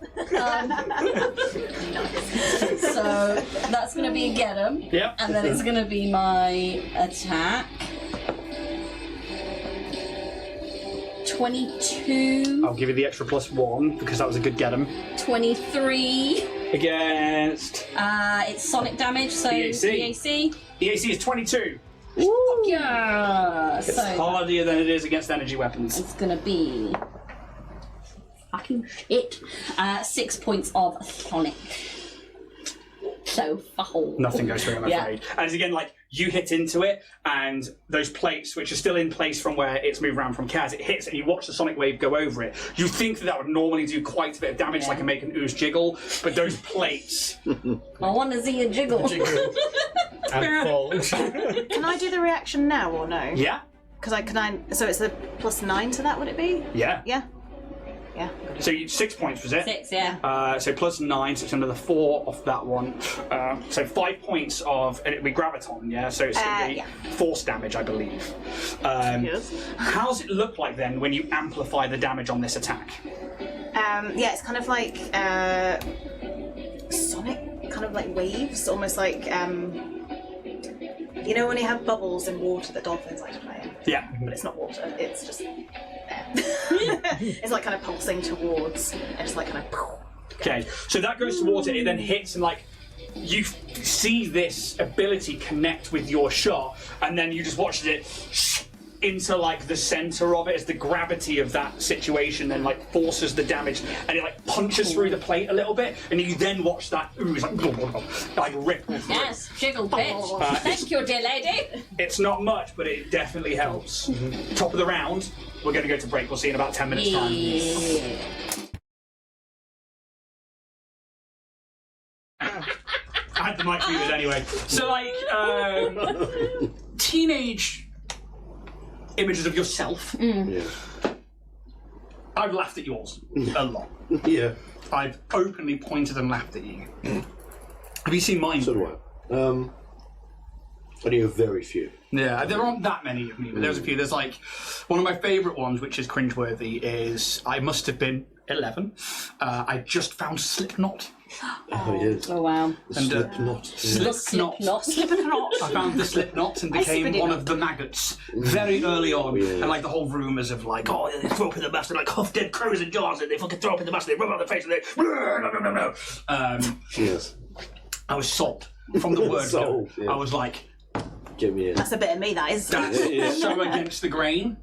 I'm going, and obviously it became very mainstream for kind of metal with Slipknot and stuff like that. But so there's a picture of me at 11 in an Iowa hoodie. It's like an overhead. I don't like wearing overhead hoodies, but I wore that one back then because I had Slipknot. And I've got like my untamed ginger hair and my like really pasty Scottish skin. Like I'm still chubby, so like my face is still quite round, and like I've still got my vampire fangs, and like there's me sat on like the fence at my grandma's house, like in like a pair of, I think it was like blue cargo trousers with a fucking fab. whopping That's so chain. cute. Oh yeah, the baggy. Yeah, I had a big Wallet old chain. chain on my Whopping trousers. chain. Yeah. Whopper. I haven't changed in like, what's that, 2006 to now? I can believe it. Holy shit. Is it? Year 7 and year 11. I bring this up That's actually insane. I saw 20-Sided Tales, G's podcast. Yes. And I was like, we should do that. I'm totally going to steal this. I mean, if people were cool to do it. I feel that I haven't changed a huge amount. I love that. I love that you're eating. Oh, here's the thing. I'm not. TJ. I was a fucking dweeb. Yeah, me too. So there's that one of me, and then there's another one, probably about 14, and I'd like grown my hair because I've got into my Nirvana phase. And it's me on my school photo, and it's like, but my hair is like, I've got a lovely side parting, my hair naturally curls into a kink down at the bottom here, and it's very straight and very thick. So there's me at like 14, just like, smiling but not smiling for this photo. I look like I belong. You mean like the Weasley twins when they got long hair? Yeah. Kind of that kind of smugness. And then the last one is of me with the same sort of hair, but I'd like gelled it flat, but very Jerry Jordison style. Love it. Yeah, so that's like some of mine. Obviously, your ones I've seen. Like, Yeah, because you really hit like the later emo years. This was didn't you? me pre-emo. Oh, Primo. I love how you still got a chain though. Oh, look at you! I know, right? Oh, He's the most adorable kid. Like for podcast listeners, don't worry, you can't see them on YouTube, but we'll put up some pictures at some point when we get it together. That was 2009. Yeah, mine. I've got rid of really embarrassing ones, so it's just ones on. Oh my Facebook. god, I've got one of like the cardigan fishnets wide belt era. I think I was like 16. Oh wow! Holy shit! That's the earliest one that I look a bit. Okay. Oh. Wow. Oh, Siobhan. Awkward me. It's like, don't perceive me. The other one of me is doing the opposite, where I'm like, perceive me, and I went to my grand's, and it was either like her 85th or her 80th or some. It was a big birthday, and family were coming from all over the country, and I was like, pink corduroys. For a start. Okay. Yeah. Proper like janky hair that was like just naturally messy and I didn't do anything with because I didn't think about that. Then I had one of those flame t-shirts, the button-ups with the flames around the sleeves and the base. Wow. Pink corduroys and that, and I turned up and everyone was just like in this proper like Derbyshire miners family. They were like, what's he wearing? I say. What's he wearing? Oh, honestly. wearing? I'll find the pictures and I'll put them online. What in the We're blue all ink is he actually going wearing? through all our like chocolate Yeah. apples now, aren't we? Yeah. That's like the next image of me after emo. It's just So edgy. monochrome filter. You look like a Skins episode. Right. Oh, Yaz has got them! Moderators all over it. So, there he is. Yes. What's he wearing? Look at that. Wow. Wow. I fucking went for it. Holy. That is a look. Do you remember when I disappeared out of depression and PTSD for a while? Oh my god. That's me. That's me in 2021. Wow. Like I'd lost so much weight. Yeah, I was like just ribs, and I was just like, I'm not eating anything. There's a lot of like older photos of me out there, and I will put them up of myself. I don't laugh at me. It's fucking hilarious. That's so obvious. That's my you guys God. are a fucking skin sieve. Like honestly, like. Well, this is when my fuck friends me. were like, Siobhan, you need to wear makeup to be pretty, so they'd like cover me in Yeah. makeup, and I wasn't really comfortable. Who's on the right? Who, these two? Yeah. My friend. Oh, let's not get into it. Friends who I haven't seen in like 15 years. Yeah. Wow. Not friends. Yeah, not yet. You got Jack's fringe. I know. That's where you got the inspo. But the editing on your photos was something Oh, else. it's just It over was the so good, and it was like Song lyrics and if I'd been a shit. few years younger, I'd have fucking done it too. I 100% would have done it, and like just the because all mine are like teenage band shots of me, like hair over the front of my face, like singing into a microphone with a bass not plugged in, and you know, self done. Most of mine are in just weird costumes during theatre things. A lot of mine are too. There's one of me ice skating that not many people get to see. I think we should see. But because I was, as a kid, too much of a pussy to go in for ice hockey like Jack did. Jack played fucking I ice only did hockey it for a for little Milton Keynes. Hey! So when my mum was like, "Oh, do you want to do ice hockey and stuff like that?" I was like, "Oh man, I'm a weak little kid. What's my sister doing?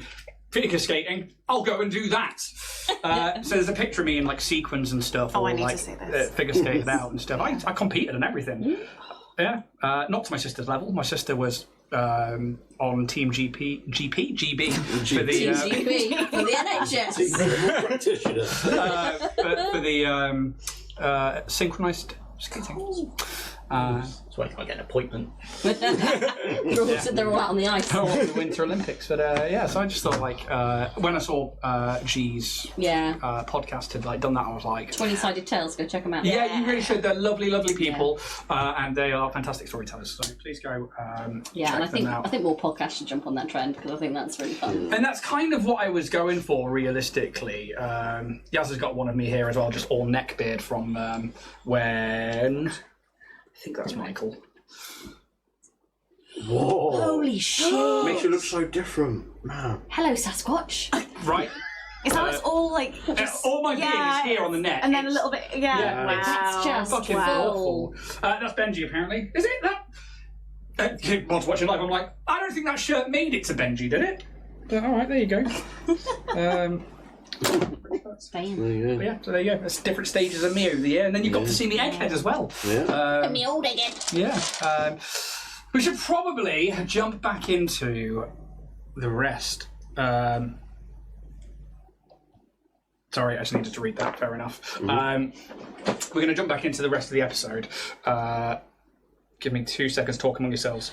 Well, yeah, I'm definitely going back through all my old shit now. Now a good old. See, mine were good all old on route. MySpace and Bebo because I used to do the edits where it was really extreme filters, but they're all gone in the internet. I don't know where they've gone. Yeah, because I remember one distinctly where I literally took it from up here and I was like this, and you could see one eye, and it was like a really weird green filter where it was really just dark blacks and just green. I did the exact same. So, I wish I had it. I would love to show you, but I don't know where they've gone. I feel it's a real shame with Beaver don't, because I remember vividly having done one profile picture where I had this little round mirror on my wall with roses around it, and these pink fairy lights that I got from Argos around it. And I held my phone back so you could see my reflection in the mirror, just lit by the fairy light. But I brought a load of stuff home from the attic, and I've got loads of those CD towers, and they've got lots that's Siobhan's Pix 08 or so I'm like, I'm going to get a disk drive for this, and I'm just going to go through them and see. So It's that. That's such a mood. Which one of me listen to that? Is that Oh, there it is. It's a little lipstick mark, a little kiss. Yeah, and it says yours on the bottom left. So Jack, you And were I was always putting on a getting your t-shirt because I kisses. had at the time I had some abs. At the time, I don't Some anymore. abs. It's all so many wine gums, mate. So many wine gums. It's them juicy. Yeah, and I thought, I just didn't do that. Fucking what twat.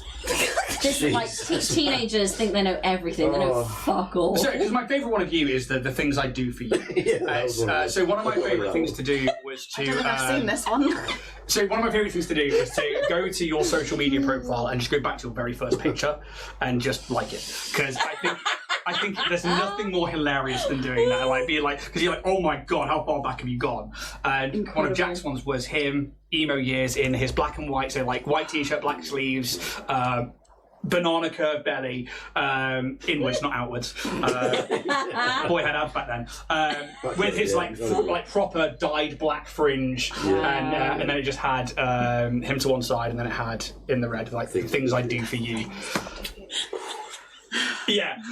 What were the things? I don't know. Maybe I think maybe I've known Jack about 2 days when I went hunting for that picture. Oh, wow. Yeah, we'd only just started working together. Straight onto social media, Amazing. straight to his first picture, screenshot, bang, got it. Because I'm a good friend like So that. good. That's where it started for you. Indeed. We are going to jump back into session. Yes. James has had to dip out, unfortunately, just for the time being. He might be back in for the session, we don't know yet. But we are going to carry on forwards. I'm going to turn on some music as we are back in combat as we come to the top of a new round. It would be Pez's go, and we watch as Bear falters and glitches and their leg goes down. Bear. And Pez is Bear! Pez will delay their turn. Kaz, you're up. Alrighty then. Okay. The things I do. Oh god. We've started something now. Yeah. Yours. Jesus. Fucking great. Let's carry on. Okay, I'm going to move just about 10 foot forward-ish. Yep. So I'm in range of the slime. Oh, fuck, I can't remember. I want to pull out the tack mash that I've still got. Yes. I always forget, is it a free action to do because I've got Bab? Yes, so you can do it as part of your movement. You can take out a weapon. You're now at the same time, you just disperse. It's kind of like a one-handed weapon anyway. Yeah, I'll allow you to one-hand... I like to double-fist it.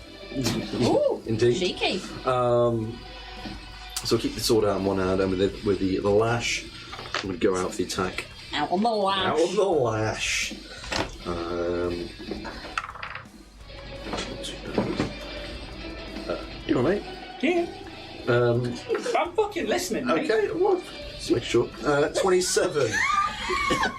It's easy for the tank mash, Wow.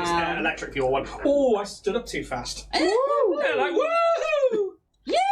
Achoo! Oh, nice. 18 points of electricity damage. Shit. Electricity. I think it's electricity because I'm still using the normal attack lash, but it was You got it energy right lash. at the start, yeah, it was... So, is it electricity or is yeah, it it was. It was electricity, I'm sure of it. Okay, cool. If somebody's got that differently and goes back in time, sure, whatever. I know it was energy and not Yes, 100%. slashing. Yeah. How much was that? Sorry, 17? 18. 8. All right, I'll give you one extra. Please So do. 8 of that actually goes through. Doesn't seem weak to it. By any Right. We've tried many things. We've tried cold, fire. What else have we done? It doesn't, Something else. but the damage does go through. Okay, that's fine. Anything else? No. I think that's me. Okay, as we move up to our android friend, Hello. it is now in melee with you. I'm going to hit it. So you can obviously take a Win. regular attack for a standard action, or you can choose to do a full attack, which is you can have 2 attacks with your melee weapon, but you take a -4 to each attack. It's crit vision, Okay. essentially. Yeah. But you know that this thing's immune to crits, but if your attack is high enough, you could be putting on double damage anyway. Yeah. Okay, I'm going to do a full attack because I can't really do much else in this situation. Okie doke. So yeah, I'm going to raise my baseball bat. Not going to hit with that. Total? 15. No, definitely doesn't hit. Yeah, no, I didn't think so. So I do another one? Yes. Yep.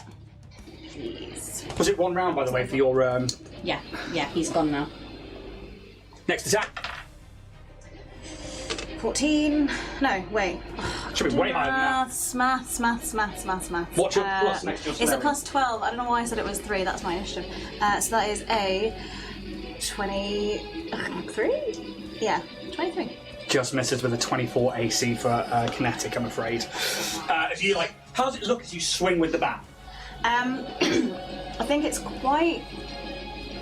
Because she's kind of got quite a composed attitude so far, but as she kind of goes to swing, you kind of see more of a bit more like a ferality, is that a word? Yes, it is. Ferality to it, as she, I think, just kind of in the moment seeing this kind of mishmash of just stuff. It's oh shit, and just kind of ting off the whatever bit of hunk of something that's on there. Yeah, and it's just again, these 2 walking baseball bat hits, but it just hits the adamantine. It's thong, Yeah.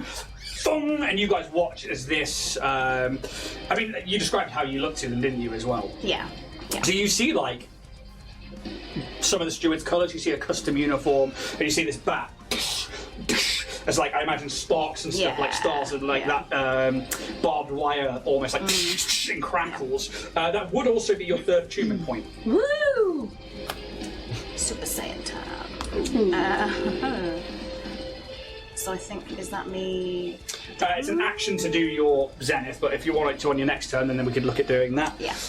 Because I forgot that at the start of your turn. My apologies. That's alright, I don't know what's happening either. It's fine. Bear falls on their side, and Pez is no, and starts dragging them off behind here.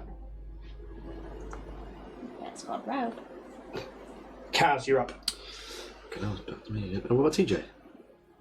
Tujo, you're up. Hello. Before Paz moves. Hi, I'm DJ. I took the head again, that's my problem.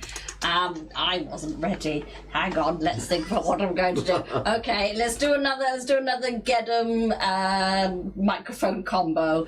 And I'm like, mysterious ooze. I want to get through your armor. Get 'em. I don't think that was where that was going to go. Oh, it's short. That's only a 17. It says. Yeah. There is the get 'em on there for everyone. There is a get 'em for Plus one to everybody everyone's else. attack. Pez then moves. Kaz, you are up. Okay.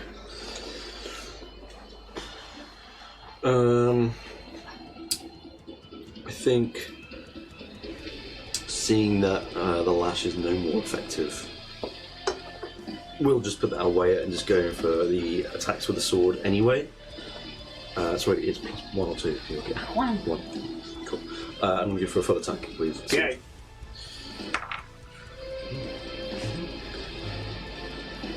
So it's 27. Hits. Okay. Daniel. Nice. That's very nice. 26 points of slashing damage.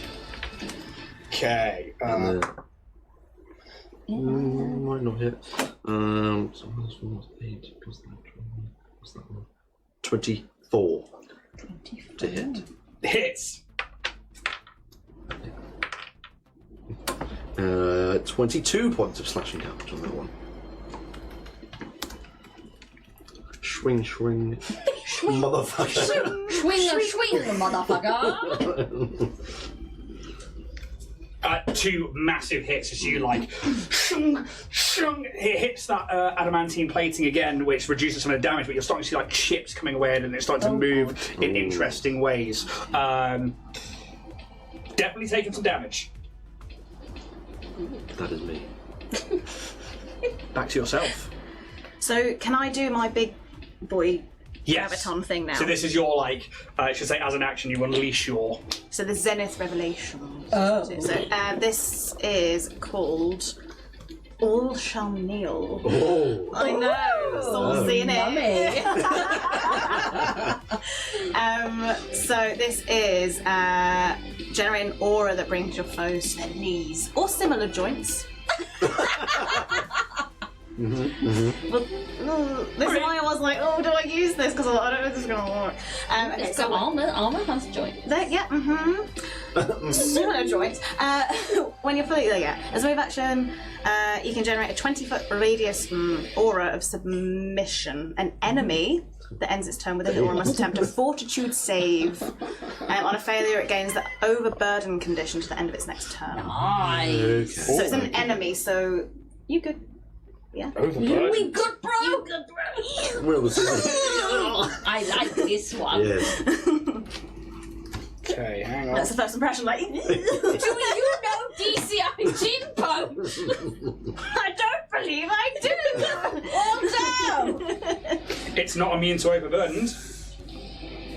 Good. So, and it doesn't say a humanoid. I'm just going to read what overburden does, and then we'll describe how this all looks.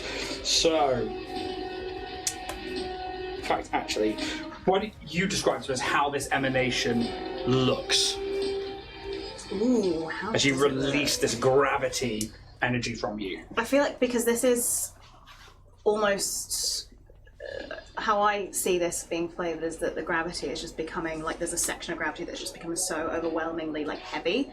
So I think it's more like a shimmering plate that kind of just falls almost down onto the subject of it. Yeah. Just to kind of try it. It's almost like squishing it, like a ceiling that's kind of coming down. I think A that's bit quicker though. exactly how it looks. Yeah. As you watch as this emanation erupts from this android, and the air around it just crushes it down, and you watch that ooze fits to the space, but like those plates are like spread out and stuff. Overburdened. All of your speeds are reduced to 5 feet. Your maximum dexterity bonus to your armor class is reduced to 0. And you take a -5 penalty to strength and dexterity based checks, or your armor's armor check penalty, whichever is worse. So although it's not going to affect too much more, it does reduce it to 5 feet, which is great for getting people either away from it to shoot from range, or for stopping it from moving around. That is incredible, and that was as a movement action. Yes. Did it do, because it was meant to do a fortitude save, did it do that? It did not, thank you for reminding me. Guess if I have to do it. For reminding me. Honest. Being honest. Yay! That is a cred stick. Go. A cred stick, unlike your hero point, can be spent on any D20 roll. They do not run out at the end of the session. You keep those with you until you spend them. It will make the fortitude save. Oh, it's good. It's an 18 on the dice for a 31. I'm assuming. So where will I find my... It is, the Solarion DC is going to be around 18, I believe. Yeah, so it's probably done it. Nice. Where do we have this with I think Alex? it's class features, and there should be a Class features. Save DC, I'm assuming? So Yes. 16. 16, okay. Yours is a level lower. What's the skill DC? What's the difference there? Skill checks rather than your class Got ya. abilities. Yeah, got ya. So, yeah, it succeeds at that one. Nice. So nothing happens on a save? So I'll never get back to it. Where did you go? Over there. All shall kneel. On a failure, no, it just says on a failure that creature gains the overburning condition. Okay. That's still good.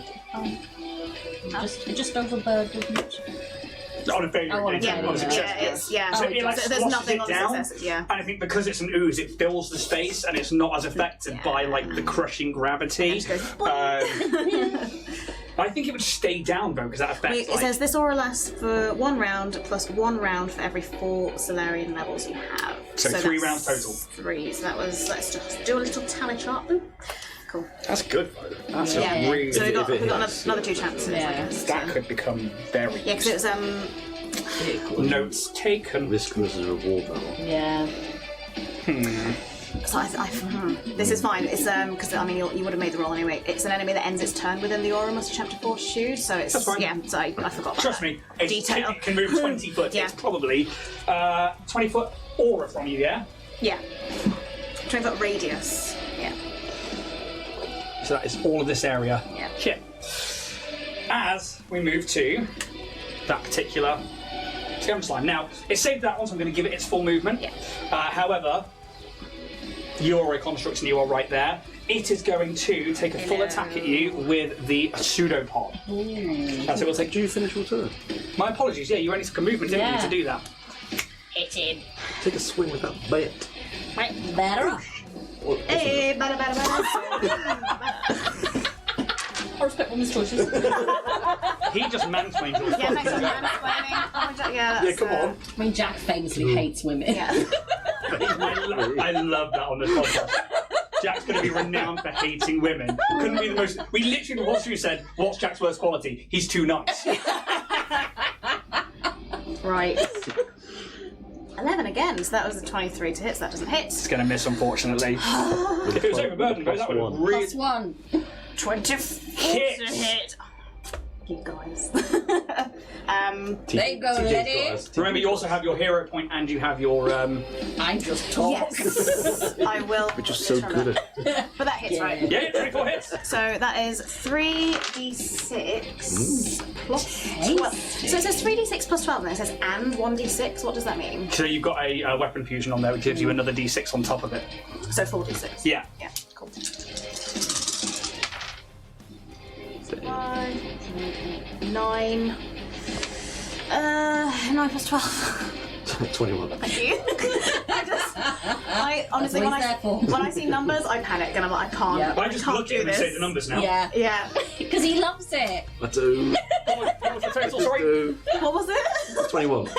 21. 10 of that gets reduced because of the adamantine plate. Just love numbers. To 11. However, tell me how it looks as you strike the creature. I think again as she kind of like raises his back, the crackling. It's kind of like when you know with a sparkler, And you go, woo! Yeah. And it's like a nice little, yeah. You kind of hear that crackling. And yeah, I think she tries to kind of go, like, aim right into that, like, jelly. Actually, kind of hits it. I don't know how effective it is, but crackle, crackle, kind of bubbles a little bit. Okay, so as this comes up, she like strikes down. It's almost like there's a pause in the air for a second. Strikes down into the adamantine armor. You hear like an audible smash. As this has now gone over half HP. I'm going to say it's broken. Something I took into account from a game we've been recently playing with this particular fight. Indeed. Which means its hardness is going to go down from 10 to 5. Now it's over half health, and that shattering of like stardust from your solar weapon just resonates for a moment as this thing and wobbles as those plates are like now struggling to like find their way back in. You have taken it over half that health. Cool. Is that everything I can? Unless you got a Swifty, which I doubt you do at this point. Not too much you can do Swifty. No. I'm just gonna. Yeah, they Stay tend to be kind right. of single-minded. Yeah. Scavenger's line. Don't come for me! We'll take. To get that. You're terrifying. Go with my dice. Up your butt. One there. I don't want that one. I want the campaign Oh, well, dice. fuck I want you. to kill Siobhan in her first episode with the campaign dice. What I do with it? What do you do? Before What I do even with it? introduce myself to your characters. Right? That person was helpful. Shame they're dead. Oh, well, the pants. Have I really lost my dice again? Is it rolled away somewhere? Fuck it, I'll have to use the other one. Hand me that one.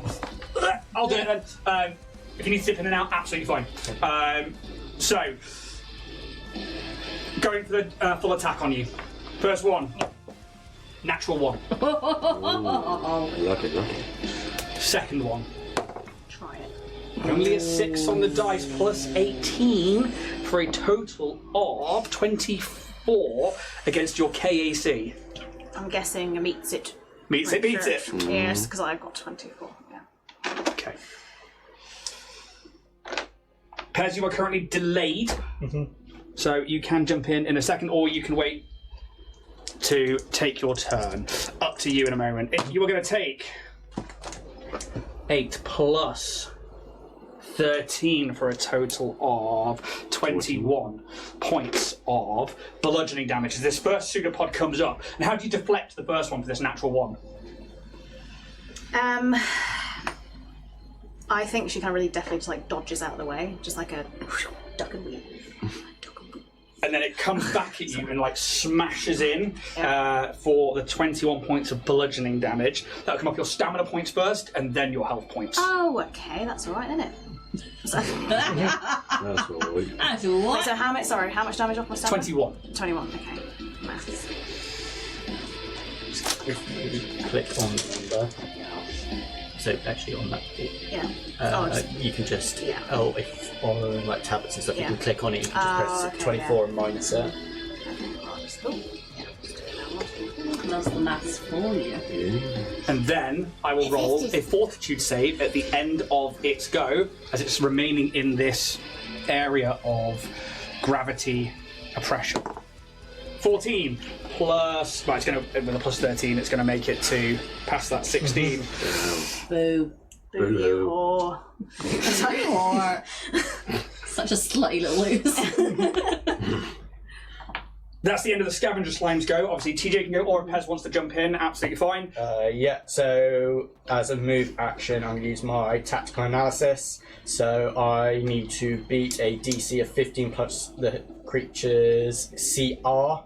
Yep. And I can use my engineering for that. 24, I mean, what's your engineering? I can, a minimum I can roll is 24.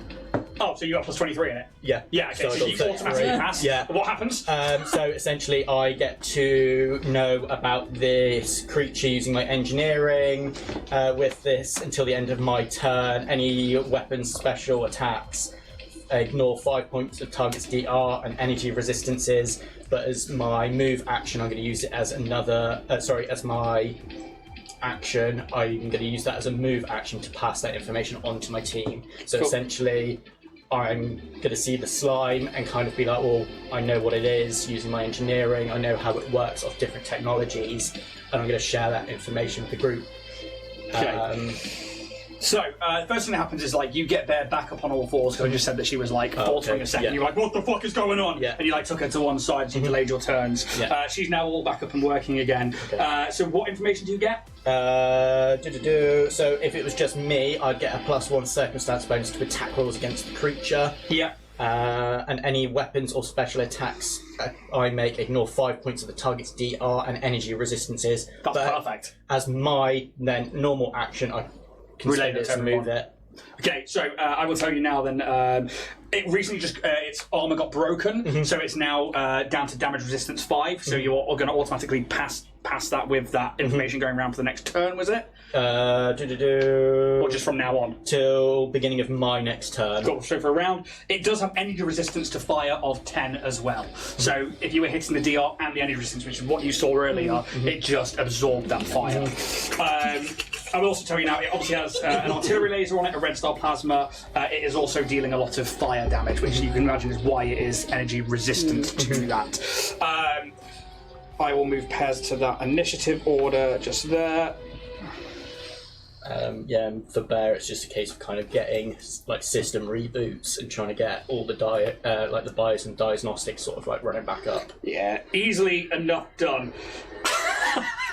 As the Millennium Falcon goes up. Kill me, Harry. I hope that gets picked up on the mic. That I've just got a Millennium Falcon toy over there in the corner somewhere, and because the battery's already out, it's just constantly making fucking engine Bear's noises. just there like, let me die, ends my suffering. I'm TJ, you're up. cool. I'm gonna go for the get a microphone combo again. And I'm like, my credits don't jiggle jiggle, they fold. I'd like to see you wiggle wiggle for sure. It makes me want to jiggle jiggle. You know, riding in spaceship, you really ought to see it. And then that's gonna be my get 'em. Yeah, go on then. Take the +2. Thanks, Louis through. Natural fucking 20! So it's immune to crits, so I never get 20s, but I'm so happy I got a 20. It's 27. for the stats, it's a 27 to hit. You definitely beat its armor class. EAC of 22. Amazing. Unfortunately, you still roll regular damage rather That's than right. maxing Does my out. critical effect come into play though? Yes. Exciting. So, okay. I will so just double check. regular damage. Critical hits, but not critical effects. I will allow you to max the damage, Okay. Oh, okay. but I won't let you roll again. Wicked. I'll happily take that. 8, 9, 10, 11. It's 12 points of sonic damage. Yeah. Reduced. I guess. not anymore, So, not at the moment. so 12 points of sonic damage is the most damage I think I've ever done. And That all goes through. there is then my critical effect. The target is knocked prone. Immune's prone. That's fine. I'm just happy because I never get this. There it is. In your cred sticks. She's done it. I've done it. I'm going home now. We got him, Absalom.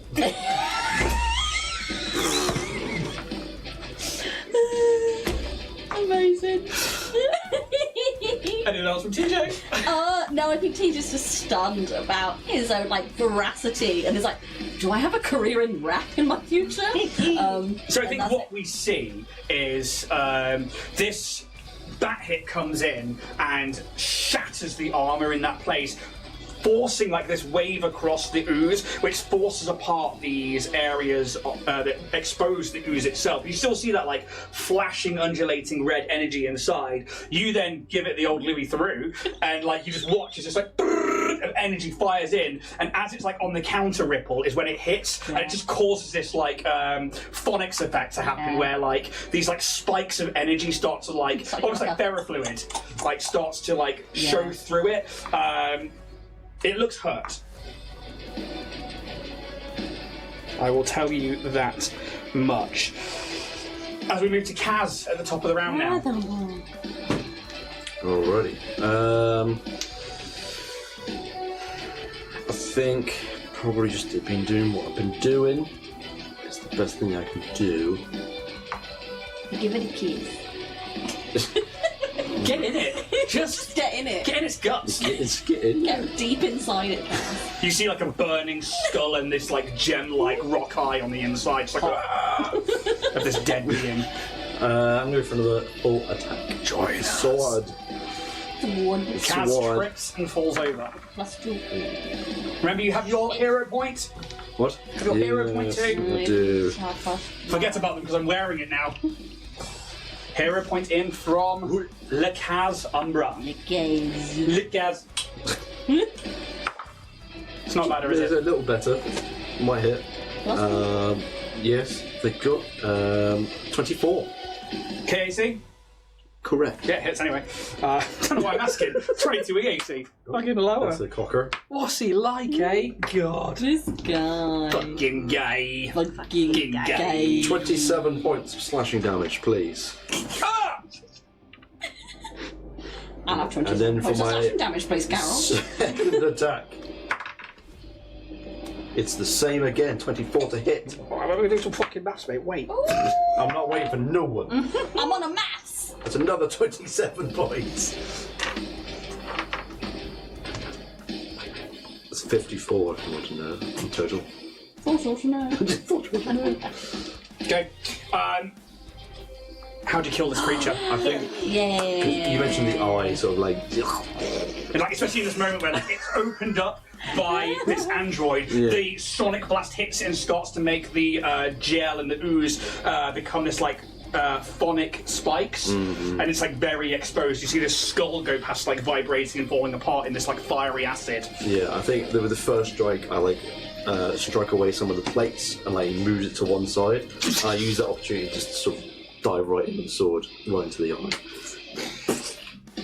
And the eye, you go through it, but behind it, which is kind of like backlighting it, is like a power core almost of like this energy that it must have like absorbed at some point, and you see it's like probably like a battery or something like that. You like strike into it, on the inside, and this like red pulses out, and it causes the entire ooze and its plating to go for a second before it like comes back in on itself, and it's almost like it's crushed under its own power and weight, very much like a sonic charge in Star Wars when it's like ding, but then it like comes back in, and like the plates like dig into it, and like as you pull the sword out, this skull comes with it of whoever this person was before, and you see the hole of this like laser hole through it, and this like gem-like eye which has gone hard and become like a crystal. But the rest of it has already been like burnt away, like it must have been super hot in there to whatever this being was. And then, yeah, as you pull out, it just and like plate starts to fall off it, and the ooze begins to like go down and like spread out across the floor. Essentially, you can see like steam rising from it, but it starts to cool quite rapidly as we come out of combat. And we come back in as everything begins to like go quiet. The sounds of laser blasters and combat die down, and you are faced with this android. Hello. Hello. Special Operations J-UN1 at your service. Oh, Captain TJ Squeakson of the Orion's Hope at yours. Oh, Captain TJ. You've heard of me? Yes. Oh. Why, I'm the steward assigned to help you with your mission. What a coinkydink! I know. Wow, that's convenient. We were just on our way to see you. Just coming to meet you. Wow. Let's forget about this thing. There are like just two dead bodies on the floor. I bet one dead body, the other one got pulled in, didn't I'm it? assuming you've got people who can sort this out. And I think it's at that point, like, you start seeing, like, other stewards, like, running out of the building now, like, wearing armour, led by a female, clearly a captain. You know them to be the commander. They are Commanding Officer Thel Jorin. You've met them in the office, but you guys see a human female, probably in their 40s, wearing like a crisp uniform, but now you see like bits of like breastplate over the top of this jacket. They have streaked black and silver hair pulled back into a very regulation bun. They have a cybernetic left eye. You guys have seen one of these augmentations before. This is a optical laser azimuth. And you also see a Kasatha wearing an immaculate kept uniform with almost like an energy force field around it come running out, as well as a Yosoki in a very customized, they're slightly overweight, they look a lot older, and then two other officers who stay near the doorway, who are a half-elf with like short mousy brown hair. You can see like the pointed ears of an elf, but you see these like human hazel eyes, and you see a dwarf with braided ginger and brown hair and beard, very much with like a gold-plated, traditional rune-covered braid in the center of it, like a what are those metal clasps called, like that you have around a beard, or like a tie or an end. You know the ones I mean, right? A clasp or bead or cool. Yeah, it's like but it's good, Chunky. thick, and they like seem to take positions on the door. This kind of jarring message, shouts like, "Make sure that side's covered," and like sees this as like, "Are you guys wearing your Starfinder badges?" Yeah, I think Yeah. Yeah. It's like, always Starfinders. Hello. What? And then she looks down at the bodies. No. What the fuck happened? This thing came out of a pipe and then sucked up some people, and then we killed They it. had guns. Is Yeah. They will make a check. I'm pretty sure they know what this is. But... An 11 on the dice.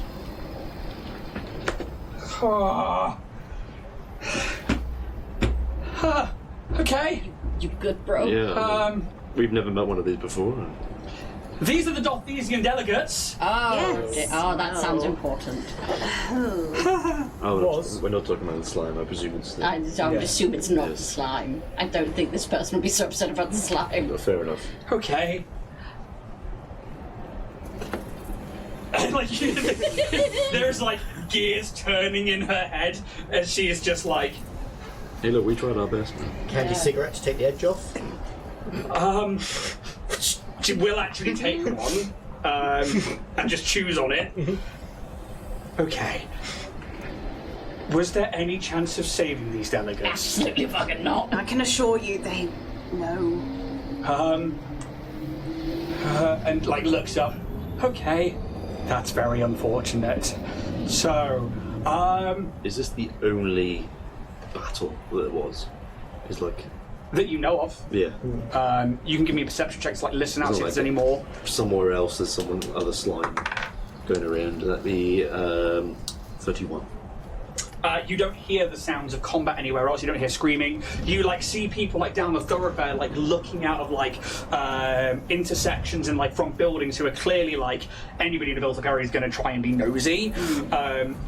And you just see like the pale look on this human woman's face as she is just like trying to work out what the fuck has just happened. I presume you're the crew of the Joy or whatever it's called. Yeah, sure. Yeah, Orion's Ryan, Hope. Yes, Orion's Hope. That's the one.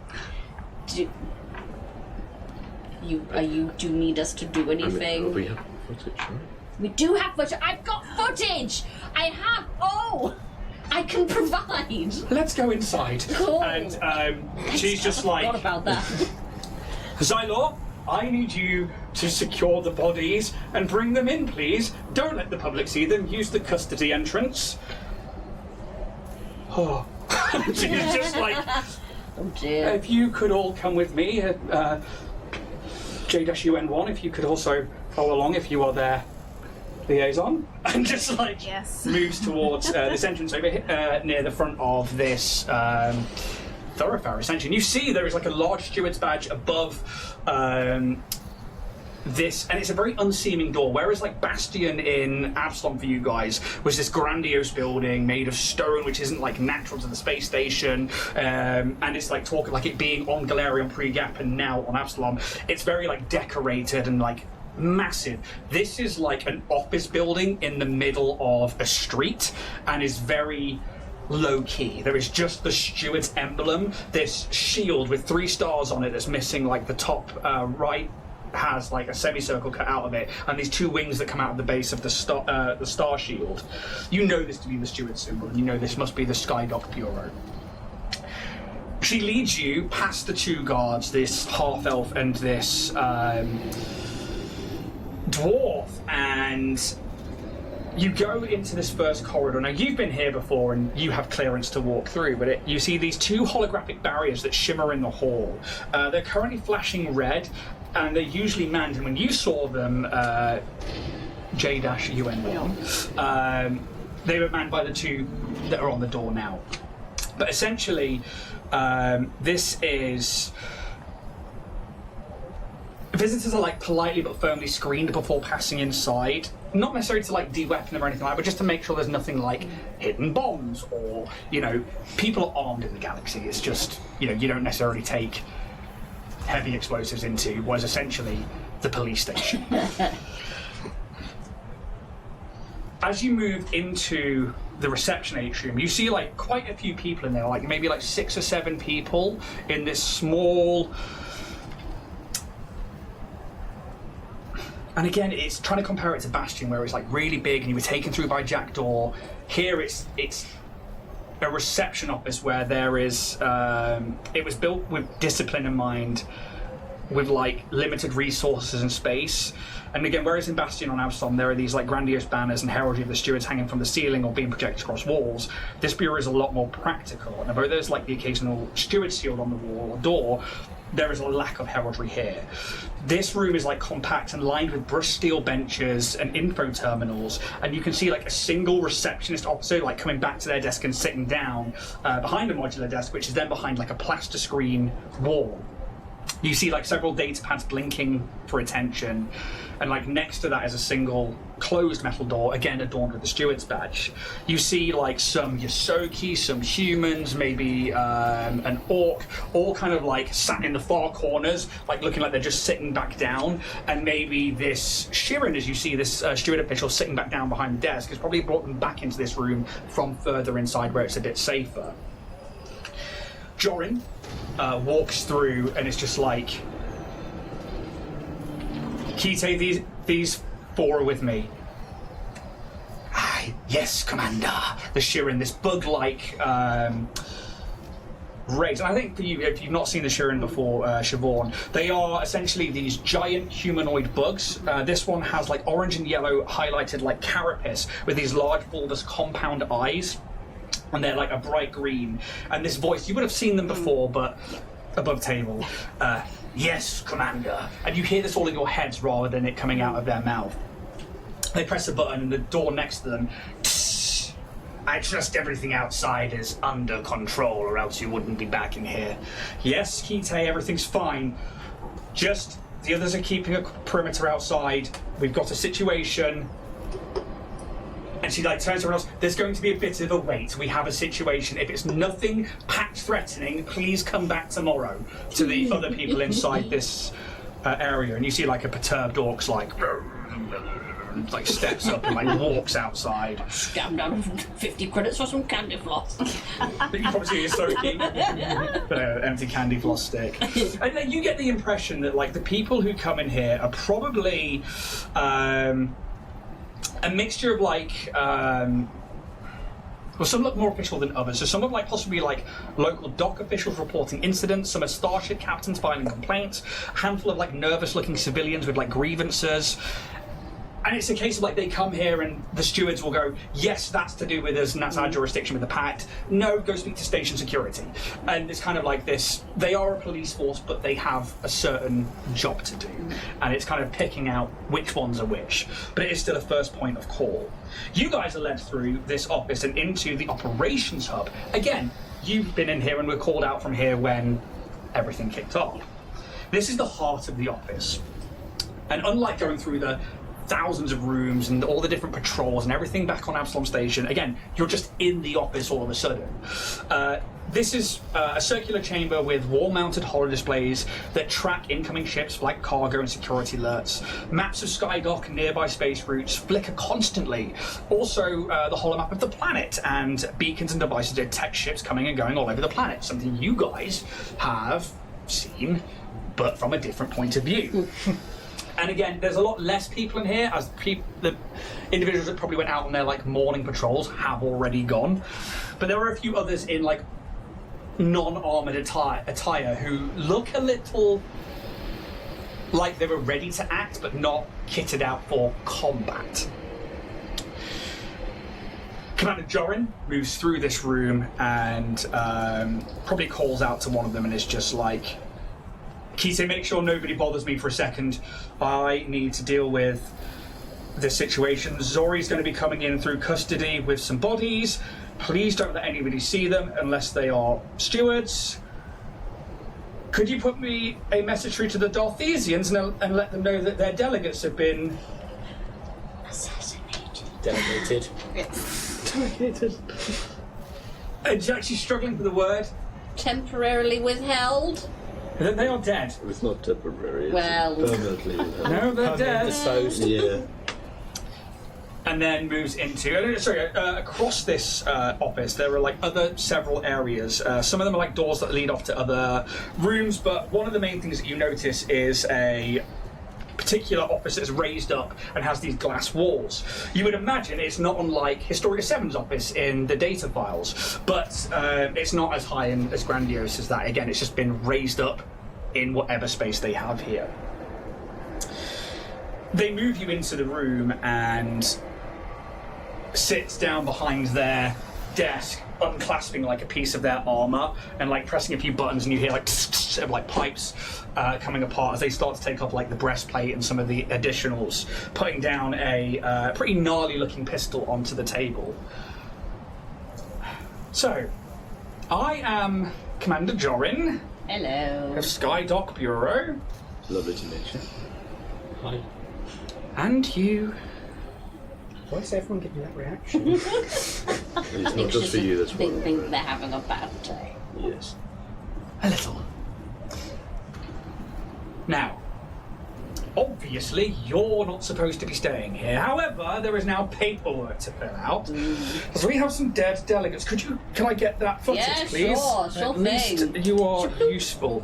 You send it across, and like it goes to like their screen. It like flashes up from their desk. It's like hollow screen from projectors. And again, the footage of like as you're moving forward, and you're like, I don't know, what would you be like saying in the moment? It was like you're following these So individuals. I just really, those interactions with little Isokis made me thinking, am I ready to be a father?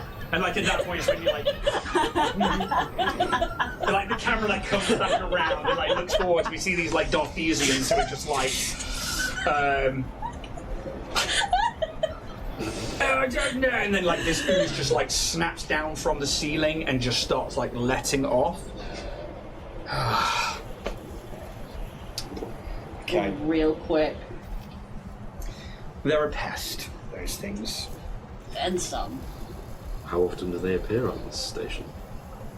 Every now and again. We have had troubles recently with cleaning crews not being able to be maintained or well staffed, but it's not something that everywhere all over the station isn't dealing with. Verces is an overpopulated planet and Skydock is an understaffed place. Yeah. Maintenance crews are supposed to go through pipes and tunnels and sewers and clear out any oozes and stuff, but unfortunately they can't get all of them, and these things breed like crazy. It appears wrong place, wrong time, but that still leaves me with a buckload of paperwork and explaining to do. I'm glad you at least have the footage. Explaining this one to diplomats that are not from the Pact, that it's not an assassination, is very vital in this situation. At least justice was swift-ish. Well, we'll see what the Darthesians and the Driftward Concord have to say about it, but... And like you see her like rubbing her like eye, she's like, oh, that's gonna be such a migraine. Oh no. What do you need from us specifically now? The footage will be enough. Oh, sweet. As far as I care, get out of here. Sure. We're kind of planning to anyway. As long as it was... my worry was that it was a shootout in some gang or some... Just a little ooze. Little loose ooze. The galaxy is a vast and dangerous place. I was worried that when we first heard the shots it was an intended assassination of these delegates or... Not here. No. I want to just just not to add on your plate, but I think you might want to maybe make some sort of request for backup because some shit kind of went down at Keto, and Well, they don't care about Keto. Well, it's going to have a knock on because probably people are going to start coming over. go on. Oh, internal conflict, and half the tower came down, and What? Yeah, big explosion. We're actually chasing the people responsible, so you can forget about that one. That's fine. We've got that under control. Really well- under control. We know exactly what we're doing. That's why the Starfinder's here. Yeah. Right. Dear I will Mr. contact Jack Joel on Daw. the Solar Council and see what is happening. I wouldn't about bother. that. All gone. Bit like the diplomats. They're currently ungoverned. Yes. All dead. All assassinated. Dead. Pulls up the Gone. picture. Yeah. And there you go. We didn't have a stake in this, did we? No, this is something. Talk to Jack Daw back on Absalom because he's got the deets, Takes a note for a second. and tell him that TJ says please give this poor person some backup. We have been asking for more troops, more officers for months. We are so understaffed in Bastion. I thought I had at least one person, but turns out, no, that for you. Sorry about that. Well, it must be a pretty important mission if they're going to supply you and not me. Kind of is. Good to know. Well, Welcome. She's kind of just meekly in the corner, like. Hello. I don't think the Strix are coming here, though. No, They but were then trying to steal your sign. it's just in case it has a knock on. I would hate for you to be unprepared for More so than already. exactly. well, the Strix are renowned for keeping themselves to themselves. I mean, they let a drow in, but Yes, quite. it's... So how do you know there's a drow in there? Guys, look at yourself. Oh, it's She will right. do it. She will do a sense motive check on that. You forget about me. Are you not... You're a Strix. Yes, I am. Which is why we were there in the first place. Forget about it. Sorry, the Strix are very, very recluse people, and she's like cleaning her. 'Cause I'm trying to clean my glasses. There is so much, I'm afraid, that you do not know that I can't. Sounds like I don't want to know. No, you don't. I have It's a 3 lot more dead on your plate. Darthesians to deal with. Yes. Should probably let you deal with that. Well, honestly, the Strix shouldn't really be much of an issue for you right now. Who is currently guiding them? They're in good hands. Yes.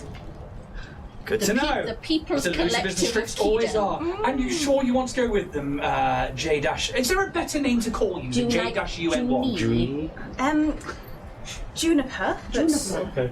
if we do get more friendly, feel free to call me Junie. Juniper from now on, I suppose. I mean, I'm not too fussy. Call me Junie now if you'd like. It was just a mere formality that it's, you can. Well, call we me should probably Junie. do what as we said. I'm TJ Squeakerson. Yes. This is Pez and Bear, and this is Carry-On. Has the horse umbrella. Full title. If we don't have a It's, president. it's, But once you get more friendly, Quite. we'll leave you alone. I have such a headache. Take some spumatriptan. And they pull open a drawer and it's just filled with painkillers. I will. Thank you for being in the right place at the right time for once, Starfinders, rather than the wrong place at the right time. Sure. I'm glad that none of my officers were hurt. Is that somebody at the door? I don't know. Somebody. The door. There's somebody at the door. Hello. Oh, I'm all. We've lost I've him. got it. We've lost him. He's gone. No, no one there. Just the studio door. It's like a horror film. She just let out a scream. Thank you for helping earlier while we got ready. I greatly appreciate that, and I will make sure that word gets back to Bastion for you.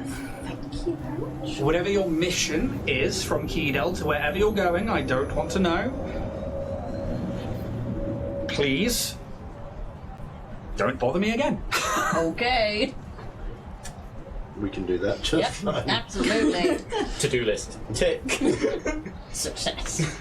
Well, if there's nothing else you need from us, No, do you have any questions at all? I think we should probably go.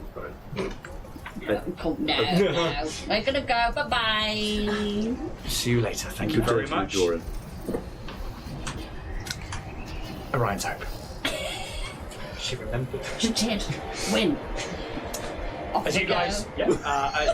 you are free to lead them back out. You get to the front desk where this Shirin again lets you out. I think as you go past the front desk, you see that on the other side of it is another entranceway that leads to another corridor, and you can see down the corridor as there are holding cells in there. They don't look full or anything at the moment, but you can see like 3 bodies like lying on the floor. One of them is pretty skeletal.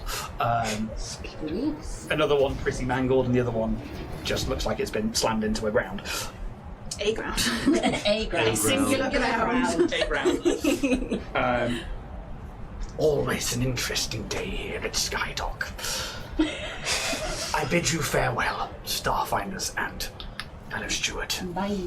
You guys begin to make your way back out of that corridor and into the thoroughfare where you see still stood on the doorway are these 2 steward officials. But you are free to go about the rest of your day. Oh, you want to see our ship? That would be excellent, yes. Wicked. Orion's Hope? Yes. I think, yes. That's us. Let's go. I was very grateful to get out of that office. Yeah, that seems like a tough work environment. Yes, as you can tell, she's rather stressed, and I feel like today's events are just piling on, as they say. Wow. Welcome to the Thunderdome. Where shit's about to get real, but we'll tell you all about it over a coffee. That would be excellent, yes, to do absolutely. with just some beverages. Indeed. To the hope. Hello? You guys start to make your way back to where the Hope stopped. You go past like several different districts of this particular space station and make your way back to the first ring, which is the one. It's the biggest ring and it's on the outermost circle. You find your own particular docking arm once again, and you see like on the outside where that intersection is. You see the 3 different intersection shops that you had before. There was the info terminal where you see that droid hasn't made it back. There's still just like a wire He's got hanging down. stuck in a wall or something. Ow. Ow. Oh! I'll just find him. The porter drone does not make it back. Oh! Then you see the small vendor with the mods written onto it, which is got a cybernetically augmented brown furred Yusoki where they've got like one ear that looks a bit like an audio receiver satellite, and like one of their arms is a prosthetic as well. And you see a kiosk called Gobo's Teas, where again you see this like gruff-looking desk of blues and greens. They have like a cleft lip, which is like almost it looks like a scar, but you're not sure if it's like a battle scar or if it was something they were born with. And they're like wearing a sleeveless vest and a brown apron with these like various canisters and tools all poking out of it. And you guys are free to go back to the ship, and as you kind of make your way back up this. It's almost like a terminal arm in an airport, I guess. Like you see there's like rubber tubings mixed with like sections of steel where like it's designed to move with the station. Then you get your first glimpse out of one of the windows of this dark green scout-like vessel. It is arrowhead in sort of nature at the top, then like slenders into a thinner neck, and then comes back out into a large engine area towards the back. This is a sort of like a medium-sized explorer vessel. Definitely kitted out, as you see like 2 turrets atop it as well. And I mean, you guys describe what happens as obviously like your ship is currently like docked sideways on, so as you go through, like the gravity changes as you go through into what is essentially the crew quarters. And I hand over to you to describe what that's like. I think it's a comfy, well-situated but versatile space. There's got like a little seating area with like tables. There's like a nice, well-fitted kitchen and a very, very nice coffee machine in there as well. There's like a little like hollow deck where like you can gather around. But it's definitely. I think it's a little bit maybe tidier than it has been previously because there has been Lady Sylph on board with us for a while, but I think there's still like evidence of like equipment left in corners and stuff. It's and lived like in. it's definitely lived in. Yeah. It's definitely been a bachelor pad for a while. But we do have like a medical bay and a Yeah. tech workshop, just kind of like into one corner. It's like part of the same space. Yeah. It's where Kaz definitely spent most of his time. And there's like some little like bunk beds with Yes. personal effects and things. So it's all kind of like open plan vibe. Yeah. Yeah. Because like, the Like a living space studio is definitely apartment. open Yeah. plan, and then there's like a smaller section that's like narrow in the middle of the ship. That's where the crew quarters are. And it's like one room, but there's like 6 bunks in it. Definitely only 3 members of a crew, and there's 6 bunks. And then that leads into the bridge area where there is 5 stations. There's a pilot's, a navicom, a captain's seat, and then the additional seats in there which can activate things like weapons. Or you also see above the living compartment is a tube ladder that goes up to one of the turrets. Anything else? Oh yeah, Dave. Oh, we're Dave! Dave! Cleaning droid. Dave! Going, We've made some changes. You see a small tracked vehicle. Dave now has tracks, I believe. So very much like Wally's tracks. But do you remember those devices in British primary schools where they would have like arrows on the top and you press it and it would do that direction, then you press another one and it would turn right. Yeah, to like Turtles or program them something and like that? yeah, they'd. Did you ever have one of those in your It's like a school? rumba. No. Oh, was like okay. a primitive Because you Roomba. shortened Dave as well and changed his Yeah. body into essentially like a small tracked Roomba. You're gonna have to show me what that is because I don't think my Yeah. primary school had that. Yeah. We're very small. And like you'd be allowed to go to like the office stuff, but you could take it with you and you would like program it to go down the corridor and you go straight and it would go straight for so long. And then if you had to go around the Forward corner- 2 and then right this That way. is and so then fancy. it's like introduction wow. to coding sort of thing. It's got like That! I've never seen that in my life. Yeah, That pretty is much. wild. Yeah, no. Yeah. Dave's a bit more oblong and has like a bit more of a shape to the top of them, but they definitely have these tracks and they are like, hello, we have a new person on board the ship. And another voice pops up as well, and that's coming from the little machine, and then another one just comes out through the ship's like, welcome back, Captain TJ Squeakerson and crew. I see we have a new person on board. We do. Hello. This is J-UN1, otherwise known as Juniper or Junie. Junie. Junie, do the thing! Hello, I am Steve. Damn it, I didn't think about that. You didn't, did you? No, I did not think I've about been that. tagging since I come up, I was like, yes! Junie, do the thing! Damn. Okay. Sorry. Ian, what did you say? I wasn't listening. I am just going to get up something because I haven't looked at this in a long time. Hi, Steve. I am. Hello there, no, it would first you would say, hello, I am the Sentient Technological E-Frame and Vessel Electronics, otherwise known as Steve. What is your preferred designation? Hello, Steve. You can. I mean, is this like what it would just call me generally, or do I have to give my whole spiel? It's how you want to be known. I'm going to give my whole spiel. Actually, no, just Juniper. Thank you. Hello, Juniper. Welcome aboard Orion's Hope. Thank you. Good to be here. Captain, Hello. what is the next parameters? Oh, we're going on an adventure. We're going on a ship for. Be Well, aware, yeah. Juniper, they do not know what they're doing. this happens regularly. We Where's it are. gonna One of them thought I was in a toaster for a long time. Before please, Steve, make sure that Juniper is on the crew list to make sure that Adding them They to the are- crew list now. Do Thank you you. have a designated position for them? Can you shoot? what are you good at. Many things. What am I good at? Checks. Many character things doesn't sheets. pay the rent. Damn right, Steve. No, but versatility does. You have me there. Captain. We currently have a science officer position and a gunner position and a position. You can also move about the ship in a need and No, change we're positions. stuck in our ways. What would you? So above table, because I'm overwhelmed. What? Yeah, that's absolutely fine. It's all good. So much. There's a whole other fucking game. Yeah. Because I mean, good acrobatics, good culture. I've got good perception. What's your base attack bonus for range? Bam. For range at plus 12. Oh! Yeah. You might have a gunner there. Yeah. Yeah, but guns, Is please. it base attack and dex?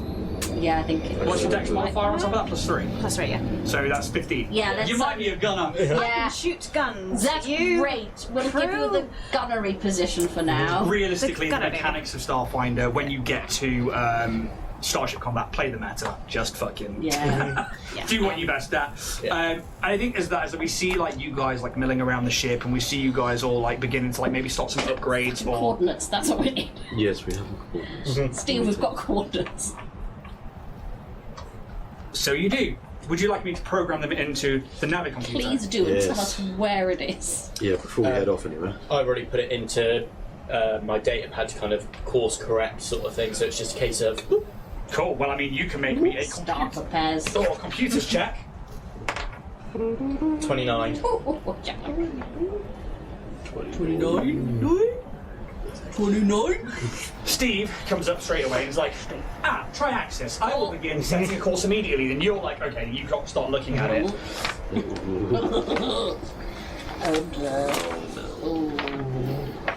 Is everything okay? There be dragons. Have you been briefed on what it is we're doing? I hope so. I do have a warrant. Yes. But it appears that by the look on your faces that more danger is afoot. Oh yes. Yes. Yes. I'm afraid that is guaranteed. It's actually It's one or two people. Yes, no, I don't think I have any information really on dragons. So No we dragons think that here. Professor Nimberstein might Yes, be a Nimbus, dragon. Yes. Or a dragon-like entity. He's, We found out Wow. that he has other names, particularly yes, I have. the Malevolent Storm. Oh, that is not in my warrant. I have Professor Dine, Dr. Endine, and Dynaxus. Dynaxis is accurate, Yes. but we might need to add in a Malevolent Storm. What Malevolent Storm? You Yes, say? yes. I shall add that to my warrant list. Malevolent Very efficient. Storm. It leads to the Drake lamps. It's the Drake. See Pez kind of doing that, and it's like, The Drake lamps. I open that straight to that fucking page. Ah, sick. credit stick. Preach. Unnecessary. You would know that the Drake lands are a territory of Triaxis where dragons rule like feudal lords. They have lands, they have areas, they have territories. That doesn't mean that only dragons live there. There are companies, there are facilities, it's a full civilization. It's not just wild wilderness, but it covers such a large area. It's essentially like covering the entirety of what we would be Europe or America, or an entire continent, basically, just called the Drake Lands. I say an entire continent, part of the continent, but it's huge. And it seems to be a set of coordinates near. You that check, and that will give you pretty much an exact location. Where is it? Not that we know any of the locations. Am I going to? Where that came from? Fuck me. Some deep set singing lesson stuff there. 2 seconds. This is very specific. So that's coffee. Yes. Yes. What do you like? What can your machine do? It looks very Everything. adept. Yes. Great. Everything. Yeah. Could it do me a? I'm trying to think of really complicated coffee. I can't do it now. Just a latte. Latte? Does it do latte art? I can try. Did you try and do latte Paid art? enough money for it, you must Yeah. be sure. Well, yes. Surprise me with some latte art. Indeed. And as we see, like you guys, like trying latte art for the first time. Is there a roll for that? There is a role for that. I think that is a. Now I would ask for something food-based. The only food-based ones in this one are like survival, which I don't think is survival. It's more like, it's quite dexterity based. It but you still is. feel It's like quite you sleight of hand, I think. Yeah. Sleight of hand. Yeah. Athletics. Like a vest cut. 17. It's okay. It's all right. A nice little leaf. What she thinks is a leaf. TJ's probably like. It's very milky. It's very milky. Just and the way I like as we like see like it being made and like final pour in, your information was like this is on the edge of Dretchnil. Spell it. Dretchnil.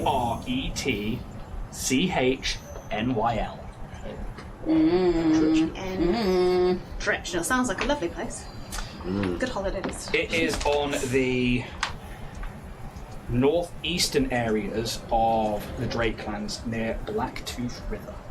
Ooh. And as that flashes up on the map, we are going to end our session there. Maybe we hear like the thrusters of the Hope come to life and the docking arm disengaging as Pez sits into the pilot seat, the map on the Navicon flashing up, this area of Triaxis as Pez begins to take the Hope back out of Skydock. We're going to see you next week for the next episode.